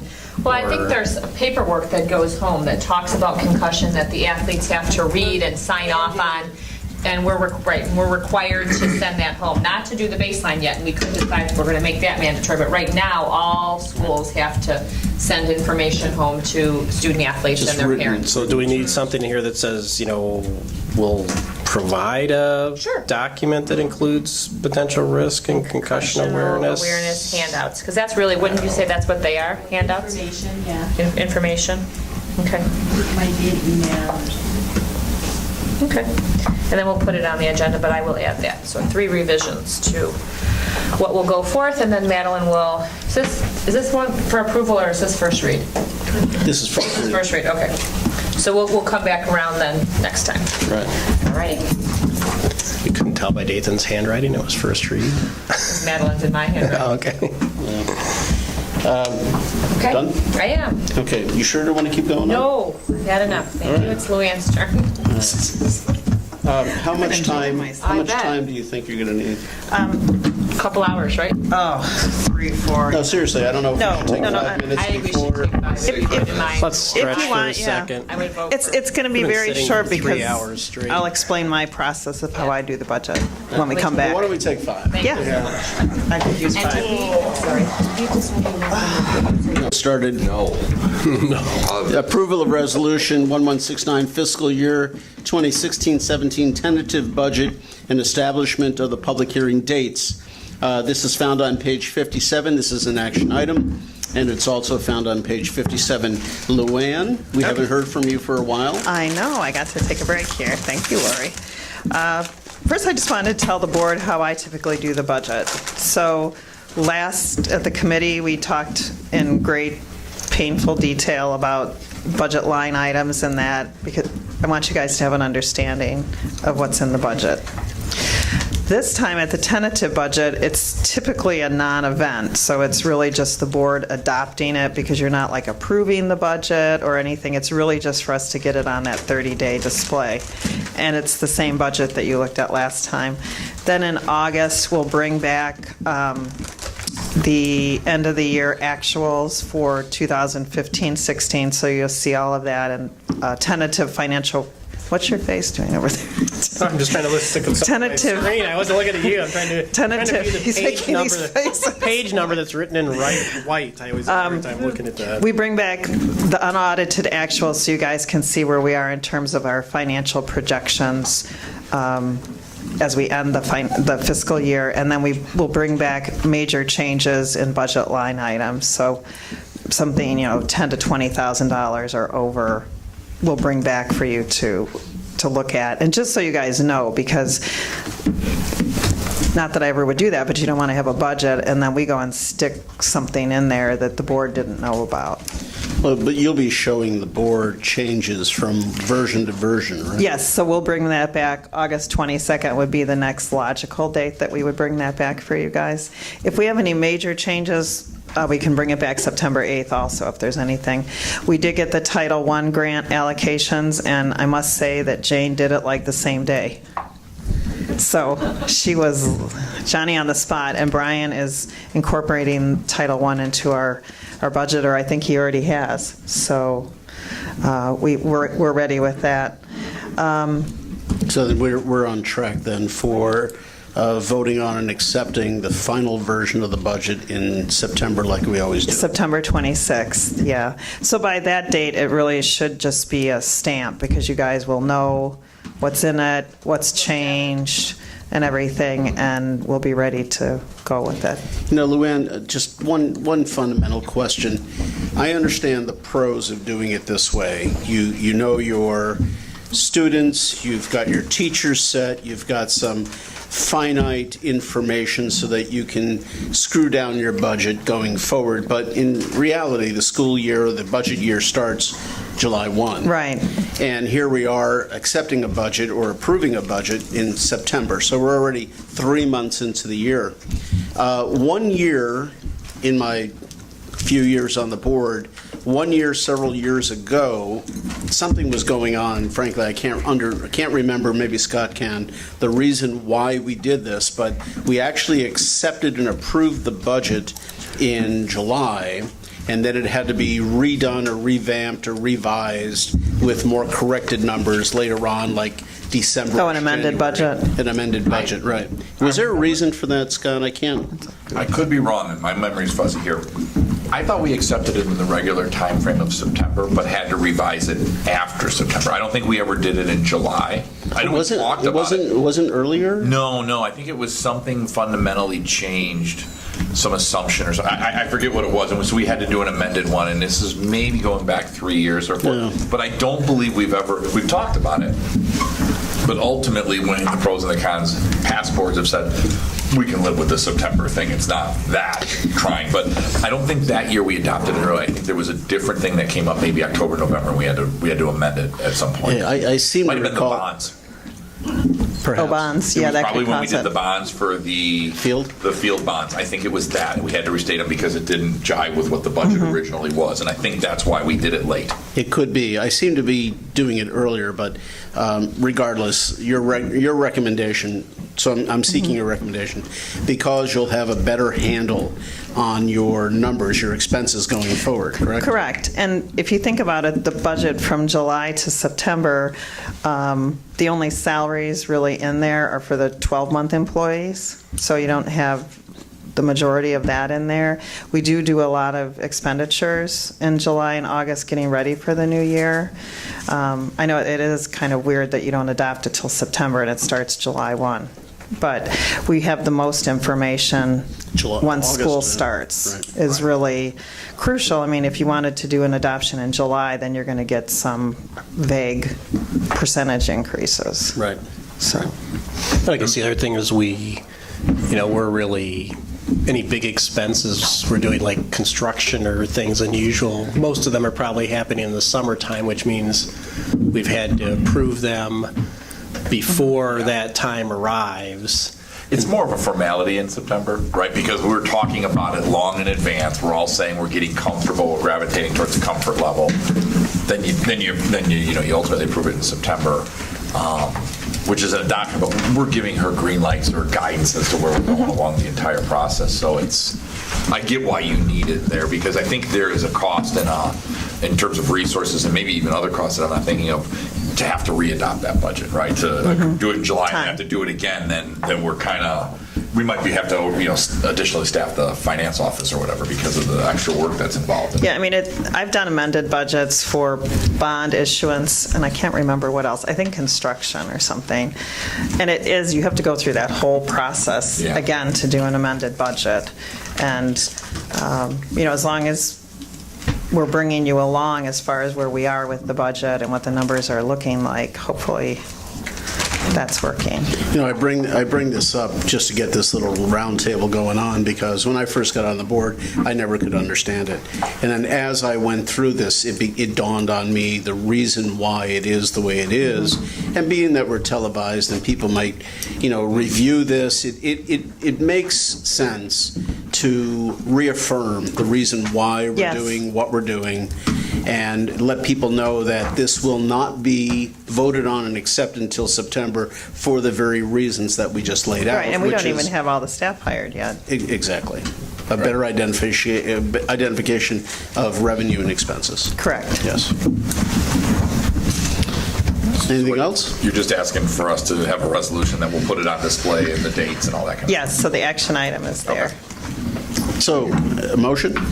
I move that the Board of Education of Community Consolidated School District 64, Park Ridge-Niles, Illinois, approve Resolution 1169, placing the 2016-17 tentative budget on display, publish the notice of public hearing according to the Illinois School Code requirements, and establish the date and time of the public hearing on September 26, 2016 at 6:45 p.m.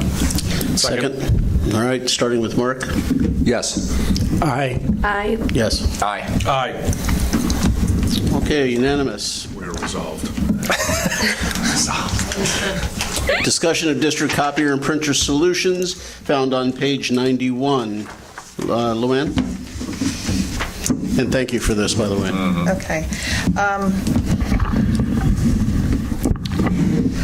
So when I came here last year, stuff came up when we were looking at leases for copiers and I know, because it was not being taken out of transfer from ed to the debt fund, and so we got that set up so that we're in compliance with what we're supposed to be doing. And in looking at that, we found there was a lot of leases here in the district, and trying to understand what they were. Many of the leases were not approved by the Board of Education, which all leases are to be approved by a Board of Education. I also noticed that pretty much everyone had a printer in their office. Like, I had a printer. I've never had a printer in my office because, first of all, it's good for me to get up and walk out to the printer, and frankly, I don't need my own printer. So that's actually already out of my office. So we started looking at what we had, and I brought in a company called Impact that I have worked with before. They're a very honest company to work with, and they basically took a ton of information that we had on leases, and we had over 50 maintenance agreements. We have over 245 devices in the district, and they've organized it all. We actually have a booklet that tells us where every device is in the district. And here, I'll hand them out in a minute. So we've been working with them on all of that. And what I had done in '23 was a managed print solution. So managed print solution is really reducing your number of devices and seeing a cost savings from that. Working with the technology department and Impact, they've identified 74 devices in our fleet that could be removed like immediately. The one thing Managed Print Solutions does is we would be using a software called PaperCut, and what that is a follow me print solution is one of the things it's used for. So the argument of I need my own printer because I do secure documents is now gone, because when you go to print something, first of all, it's going to go to a copier, which is much cheaper than a printer per copy, and nothing will be released until you put your badge up to the thing, and then your jobs will come up, and then you print the jobs that you want to. And if you're like me, I send something and then I see an error, so I just wouldn't print that one, and then in 24 hours it goes away. Wow. So, and it also asks questions like, do you really need this job in color? So, I'm serious. We see stuff on the printers and it's like, did you really need it in color?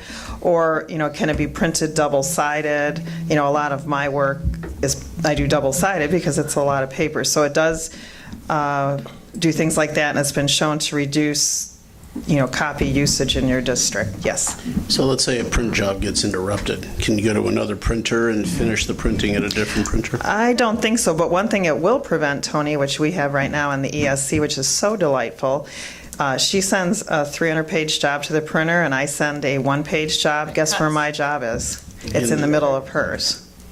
In the middle. Really? Yeah. It comes out It's at a random awesome. time, and sometimes the job is halted and the other paper comes out, which, Is how it should work if you have Right. that kind of system, but It's just how it Medieval. Yeah, how it currently works is someone's printing something, and then I'm sending something confidential, right? I'm up out of my chair, running to the printer, and I'm like, where's my job? right, so, all right. So, let me jump into this whole thing. So, if we have the same amount of printing year to year, and we have less printers, that's more printing per unit. But the cost is much lower. Oh, I get that, but, our paper supplies, everything the same, we'll be burning through more toner. The machines themselves, will we need more robust machines because we have fewer machines doing the same amount of printing, and I'm afraid that our machines are going to start failing. So does this require the remaining X number of machines? Will they need to be swapped out and replaced? So what we're looking at doing, and we've been working with MJ and especially Janice, is a slow removal of devices. So it wouldn't be like we just come in and jerk them all out. But I had one of these devices in my last district. I had a large copy machine that kept breaking down, and the school was so frustrated, so I brought in a little Kyocera managed print solution machine. I think we were doing like 100,000 copies a month on that machine, and it's still running to this day. Wow. I mean, it's like they're little workhorses. I went out to Willow Creek Church and met with them because they have managed print solutions, and they have these machines, and you can just run them and run them and run them, and unlike other machines that continually are breaking down, they really do handle the load much better. Okay, that was my only concern. So as we reduce our HP printers down, those are much more expensive to run. So your maintenance becomes less, much more efficient machines that you're using. But, we don't want to come in and just start changing everyone's world like on day one, and so it'll be a slow process, working with technologists on training them on how the equipment works, because they're the people in the building that will be answering the questions for staff. I mean, we will do staff training, but not everyone can participate, nor do they want to participate. So they can help people if they have issues with their jobs that they're doing. So we looked at our current agreement. We're spending about $218,000 a year on copiers and printers. So one caveat, this does not include the big machine that's down here. If you've never seen it, you should look at it. It's a big one. And the copiers in some of the schools. I think one set of copiers are replaced, but all the others are under a lease agreement that was signed fairly close to when I was started, so we're kind of locked in for 5 years on those. So we're looking at reducing our cost by about $30,000 a month, and so it would be a 5-year agreement, so we'd be looking at $100 Per year. per year. Yeah, per month. Boy, I'd be the rock star. You guys would be like, show me where to sign. $150 over the life of the contract, and as I said, we would be phasing in this work. Copiers and printers are an area we do not need to do a public bid on. So I know Mark had indicated his concern if we were doing a public bid on this. We can do requests for quotes or requests for proposals from other companies, but they would need to start from A, because we're not going to give them what one company's already put together and move forward with it. This company does have a very good track record working with businesses and school districts, and I wouldn't be recommending them except they're a well-vetted company, and we're going to see a significant savings. That's not the company that we currently have. No, it is not. That is not. It's my understanding that there's a lot of different companies that we've been using, and this is going to consolidate Yes, that's everything correct. into Yes. one, and therefore that's where some of these cost savings are going to come Yes. from. Well, and we're also getting a better rate on a per copy cost too, so that helps. Right now, we've just got a menagerie of stuff going on, and so this will give us also, except for those ones that are still with the other company, this will give us one set of documents, much easier to track what we're doing. If I brought you the bills, I mean, they're impossible to figure out what you're paying for. And so Janice and Impact, and actually Natalie in my office, have spent a lot of time tracking and straightening out everything.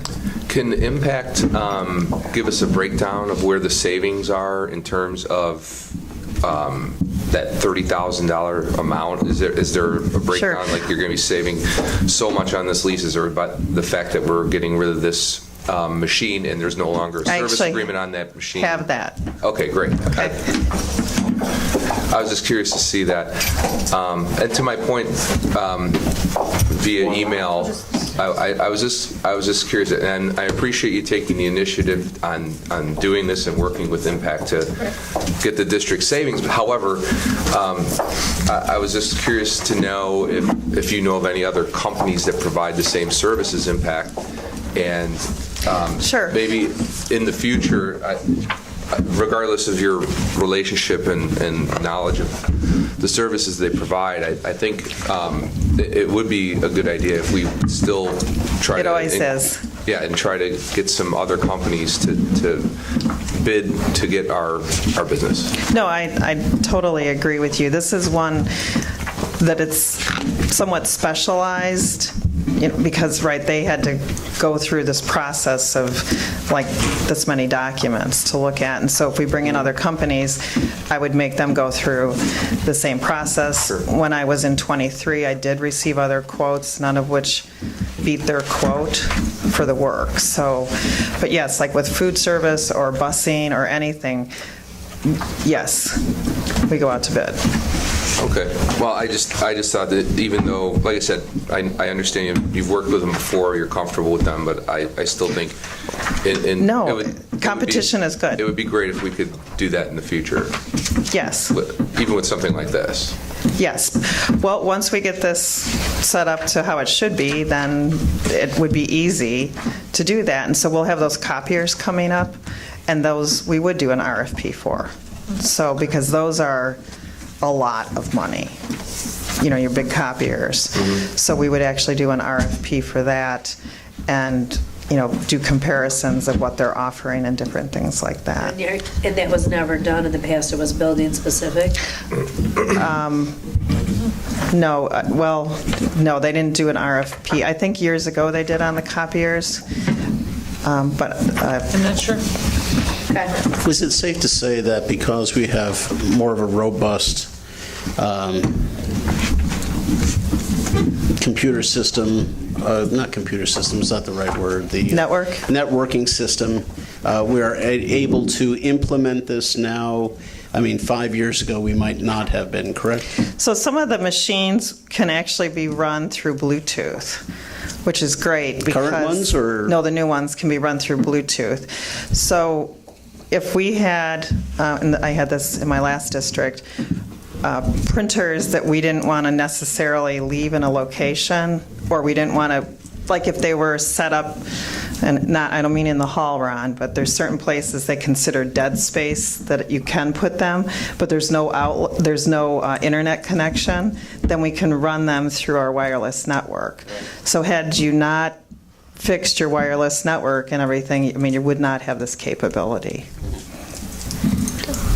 So, since I don't know how this all works in a sense, curious. So that you talk about that there's 17 leases, covering all these things. Mm-hmm. So do some of these have different lives to them, so that this company will sort of take on some of this as some leases roll off, or all these leases like renewable annually or something? The leases are 5-year lease agreements that you have, and so some of them will be going ahead and buying out those leases. So if you turn to page 7 in the book, and you're not voting on this tonight either. So if you turn to page 7, they've listed out the vendor supplier, and it's all the same vendor of all the equipment. And then they have listed out what it is. So if you're looking at a master MPS agreement, so that was like a lease, and then you're looking at the service, different things like that. So they've listed out all of that. I mean, some of these you're paying lease payments of like $100 a month, which is kind of weird. So calculating. How so? Just because it's a small monthly, or? Well, if I was buying, well, like this one at 23, I needed something. So I went and bought the machine. Because doing a lease, just even the cost of doing a lease for something that's not that expensive is probably costs us more money and it costs me more time. So, I mean, we do look at the cost of purchasing versus leasing. So, I mean, I do look at that, and he did give me costs for the smaller machines on if we wanted to purchase them, and I think it was about $90,000. And I thought, well, we probably want to look at leasing them. Will it be easy or difficult for the district to monitor which teachers or schools are using the most copies? Because I see there's a monthly included allowance. Is it like a lease where if you go over that, then it doubles the cost per? So some of our machines right now, the monthly amount where the lease was signed and that are very considerably below what's actually being run on those machines. And so what we've actually looked at is something more realistic as far as what we're actually running for copiers and printers in the district. And the paper cut is by person, right, because my ID is in there. However, we wouldn't necessarily be looking to spy on somebody unless we see something weird. I mean, there's been districts where people were running a side business and using the district's copier. So if we saw something inappropriate, like Lori started running, 100,000 copies a month, I'm going to be For my side job. asking her, because she has so much time, what she's doing. So it is tracked down to the person, and we can track it down to the building also. And somebody monitoring, if you're only 2 weeks into the month and you're already at 242,000 copies, you're going to, whoa. So they're monitoring it, and we also have the software, so we'll be able to monitor it, and then we'll meet on a quarterly basis to see where we are as far as what's going on, and then those meetings would involve the business office and the technology department. Got it. And so if, in mine, I have other notes. I forget you guys can't see these notes. Based on the usage, if we see, a throttling back of copies, we can adjust it down so the usage drops and then our cost drops.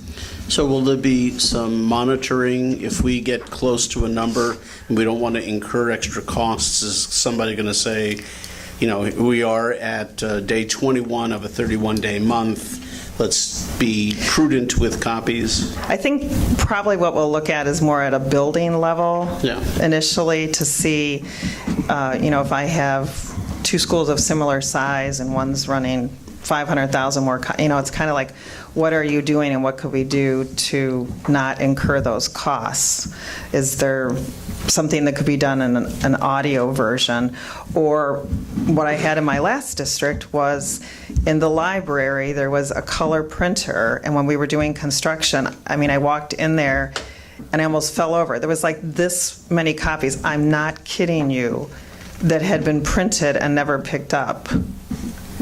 I was just like sick because it's, and if you have to go to the machine and actually print it now, that makes a huge difference. Yeah, I think, I don't know about in the educational environment, but I know, in more, sort of the business I'm in, the removing those from people's offices I think people will naturally print less than if they have to get up and go get it.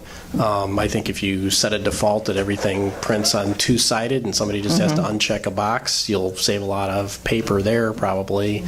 And I think that then, people will just be a little more conscious, I think, if they have to get up and move to go get the printing stuff. They just naturally print less. And the software does some kind of cute things, like it'll tell you how many trees you've saved and, different things like that. But, if it's sitting in your office, it's pretty easy to hit print and just go like this. Right.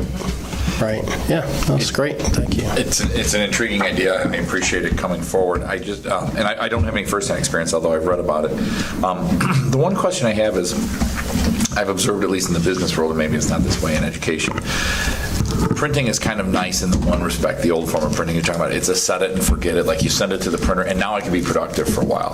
Does the administration worry at all about a loss of productivity? Because as soon as you print it, you got to go over there and scan it to say start the job. No, And now you have a water cooler where everyone's just kind of standing around waiting for it. So I wonder, do you have a point of, lack of productivity because they're like, well, I'm not going to go back to my desk and then come back. You know what I mean? They're just kind of there, and oh, here's so-and-so, and they start. I just wondered down the road, do you see less productivity as a result of people waiting for their job? Well, I would think it could be considerably more, like in my case, if I'm setting something confidential, it's not going to print. That's the minority of them. I'm just saying, like, for most people, you send out, I need 30 copies of this 20-page document.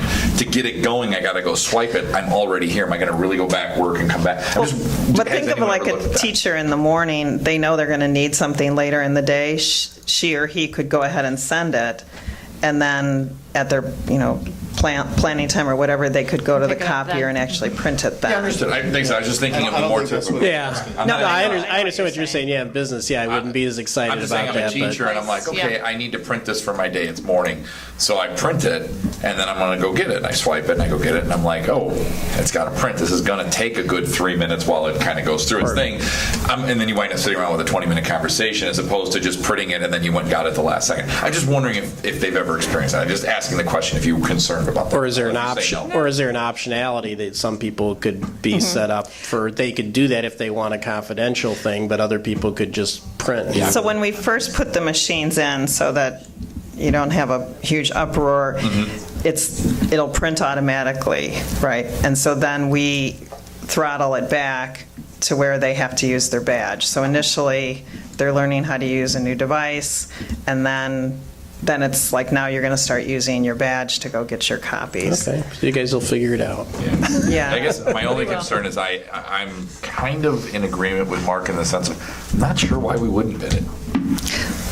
I mean, I know it's some work, but it seems like it's a dollar figure we ought to bid, to me. Well, we don't legally have to bid this. I know we don't have to. I'm saying we should. We're trying to be transparent. We're trying to make sure we're getting the lowest cost. No one can accuse us of favoritism or anything. We could bid it. They're going to come back the lowest. Probably. I mean, if we're talking about inordinate amounts of work that would never overcompensate for the savings, I understand. It's an argument, but just because we don't have to doesn't seem like an argument to me. Well,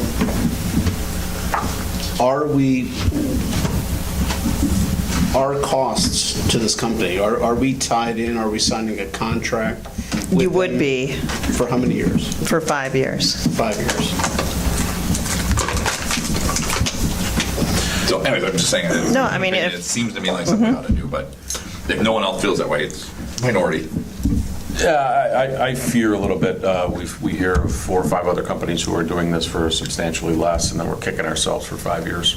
So why not just check?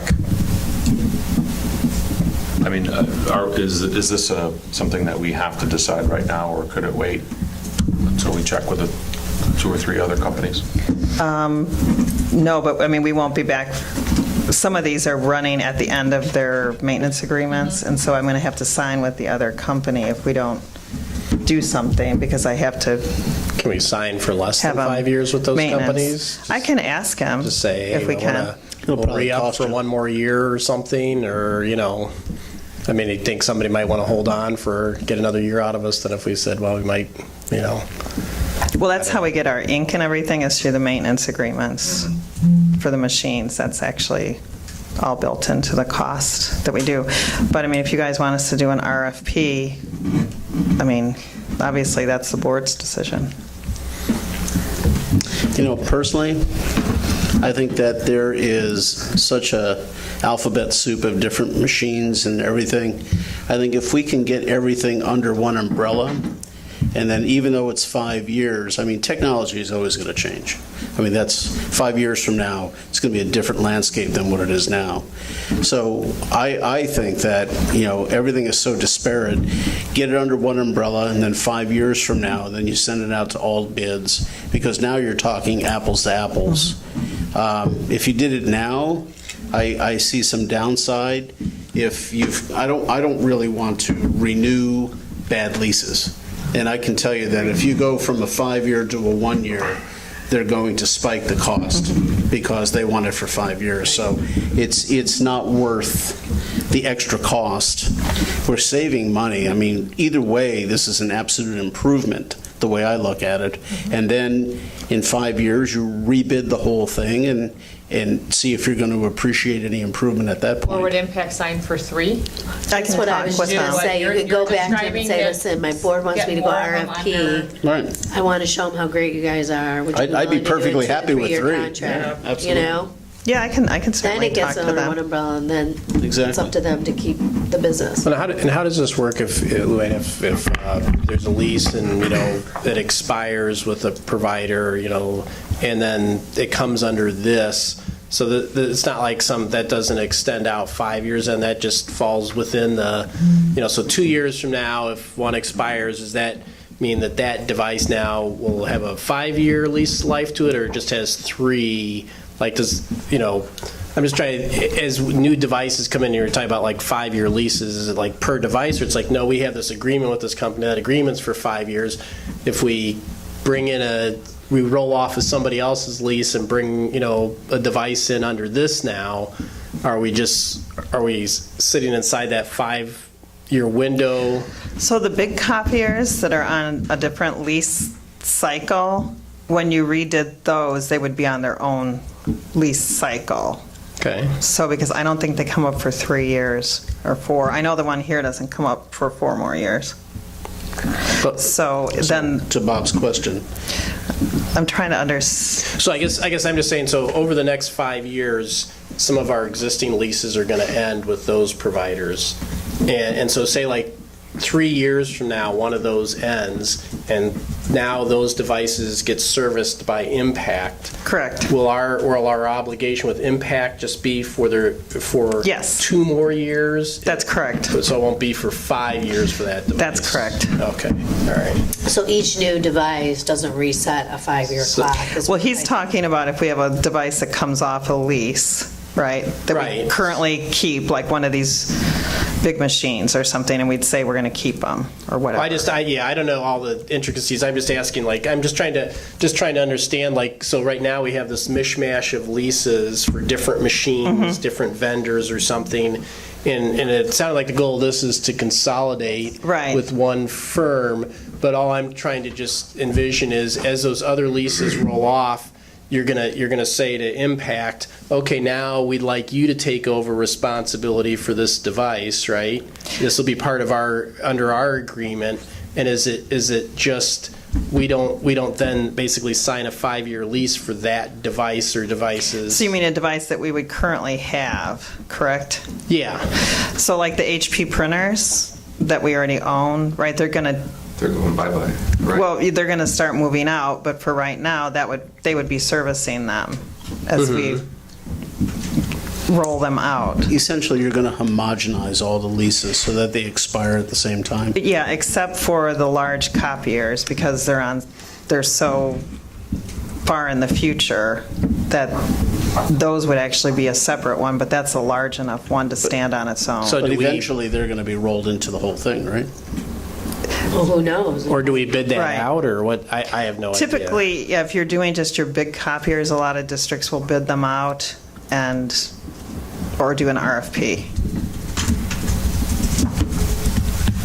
Are you planning those HPs that you're going to pull out? Are you going to find a home for them? Or what are you going to do with them? Probably what we'll do with them is there's certain ones that are way beyond their useful life and are expensive, so we start pulling those first. And then slowly, they exit the district.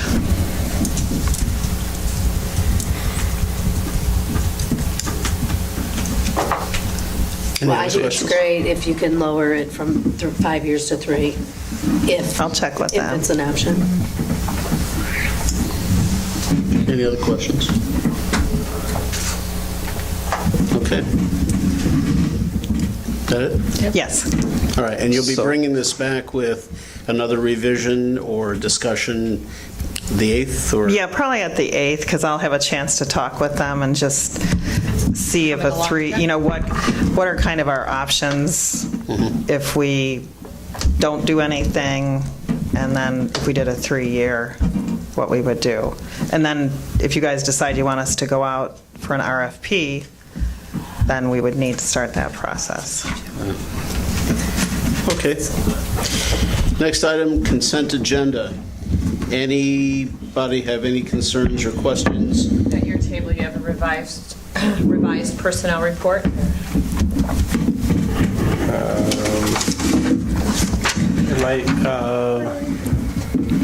And it happens to be on No, I don't have it. page 92.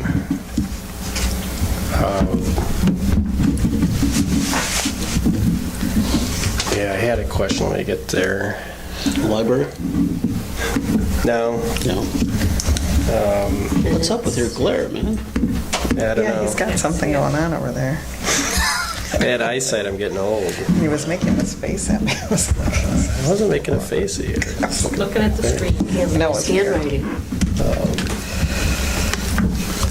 So these, I guess I looked at some, just one larger thing, and I don't know, Luann, if you Sure. know this, or MJ would know or something, but there were a couple of a couple lines in there for Apple products. One was for like 142,000. Another was for 103,000. So that's like 246,000. I was just trying to remember those student devices. And Some of them are the teacher devices for refresh.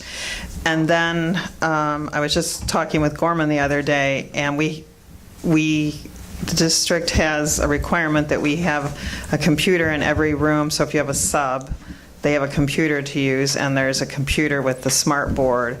And so they're going to start using Mac Minis, correct? that's, yeah, Mac Minis was on there, yeah. Yeah, Bob, the 142,000 breaks down into all of the refresh cycles that we had talked about in April. In terms of the staff refresh, the desktops that Luann is referring to, one per classroom, that are hooked to our interactive whiteboards, and then the iPads, the refresh iPads that Okay. that we proposed. If we're on that, can I ask a quick question? I know that at one time I had asked a question, probably about 2 years ago now, about the refresh cycle and the useful life for some of these. I know this for high school. I just bought my daughter a Mac Air, and when we were there, we were talking about different life cycles, and he said, this thing easily could last her through high school into some years of college. That obviously would be greater than 4 years. So I know that the Chromebook evaluation was we have a life cycle, and here we're going to look at that and the durability and all that stuff. We're getting all the new Chromebooks, so you still have to evaluate that before you implement it. But the Apple products seemingly have a greater life cycle or lifespan than what we're currently using. I think that we're rotating everything on a 4-year cycle, correct?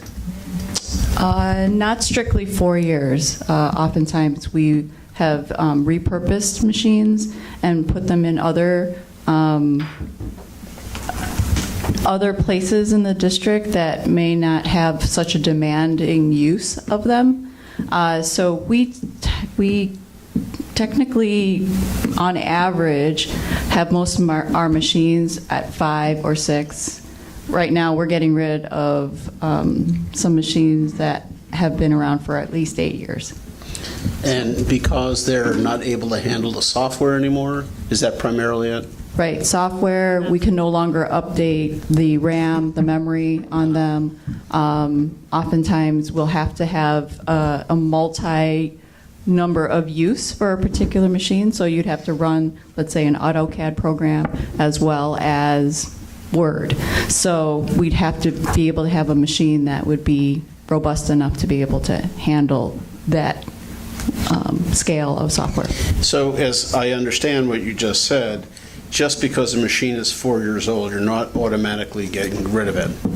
No, That's we are not. That's the clarification I needed, so that even though it's a refresh cycle, it's a refresh cycle based on need and functionality more than a chronological era. Exactly. Okay. And so oftentimes we will cascade down a lot of other machines that may get less demanding use of them, but still have a useful life for them. Good. And in fact, we've repurposed a bunch of the iPad 2s into Daily 5 Read to self. centers for they won't be able to use the latest OS and be able to take advantage of a lot of the classroom management types of things that come with the latest OS, but they can run an audiobook. So we've repurposed a lot of those to do that. Great. Thanks for the explanation. Luann, so on the, sort of at the beginning of their personnel report, I noticed, there are about, some of the hires here listed, where it says salary amount is subject to change according to the outcome of the bargaining with PREA. And I was just curious if, I thought that we sort of have latitude for starting salaries for our staff. So I'm just wondering why these are subject, why the salary listed here is then subject to our agreement. So that's the salary that's the 15-16 salaries.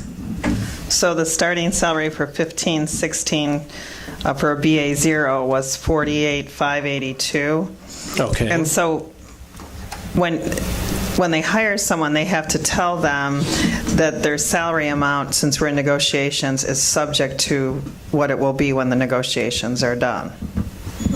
Because we don't have one. Yeah, imagine if you had lowered your starting salary, right? Right. So if there's a salary on here that's above $48,582, then, like employee as an EL teacher, that's at like 54. So why is that subject to the PREA? Because all the salaries are in the negotiations. Because that's last year's salary. And so we can't tell someone what they're going to be paid until we're done. I guess let me ask a different question. Every new teacher who comes in, do they start at an exact salary amount for a specific step? Correct. Okay, so that's it then. So we have discretion on what step we put them on, but it has to be at that amount that's on that step. Yeah. Okay.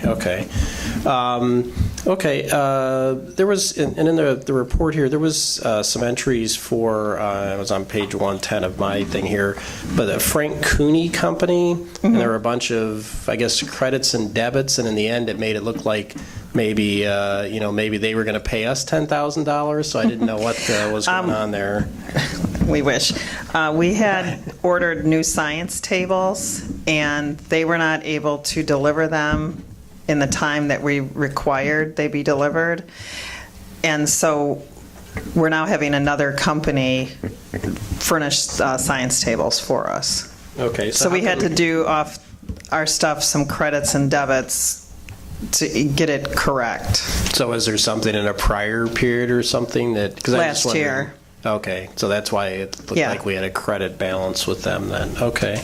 And this may be something along the line, the next question might be along the lines of the BMO financial thing, which always kind of drove me a little crazy, but I saw our payments for the Call One VoIP, the vendor was listed as KS, I don't know if that stands for Kansas State Bank. That's correct. That's who has the lease for the phones. The Kansas State Bank has the lease for the phones? Yes. Oh, okay. How does that, I'm just curious. So that's just the mechanics of how that works. So we contract with Call One. I wasn't VoIP here, in a but I'm sense. assuming that's who Call One had them use for the lease. So it's kind of like Wells Fargo. Right. So it would be whoever they're using for the lease. And that was Kansas State Bank they used. Okay. So that's the lease payment on the phones. Okay. And you may have, I saw in the sort of the finances here that the for the idea flow through, was really below budget for what we anticipated. Was that due to the state of Illinois not paying us or something?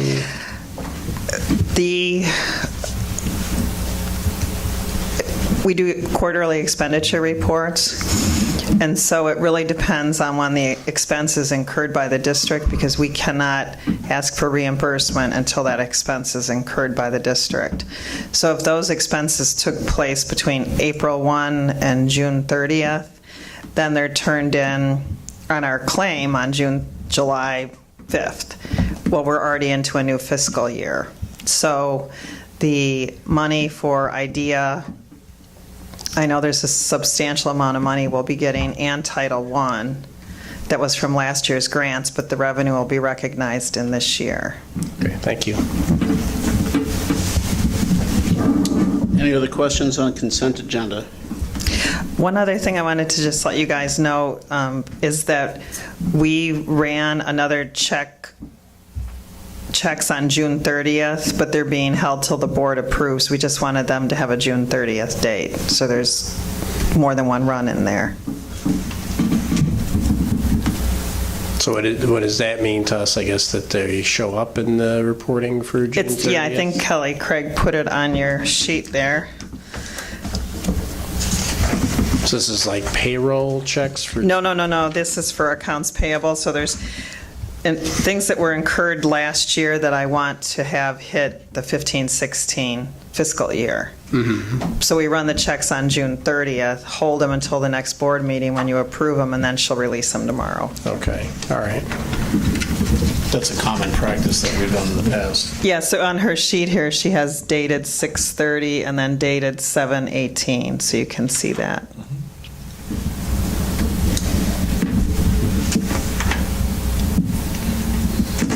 Any other questions by the board on consent agenda? And if not, can I have a motion? I move that the Board of Education of Community Consolidated School District 64, Park Ridge, Niles, Illinois, approve the consent agenda of July 18, 2016, which includes the personnel report, bills, payroll, and benefits, approval of financial update for the period ending June 30, 2016, approval of agreement between the Park Ridge Public Library and Park Ridge, Niles School District 64, approval of hold or release of closed minutes, and destruction of audio closed minutes, of which there are none. Is there a second? Second. Starting with Dathan. Aye. Aye. Yes. Aye. Aye.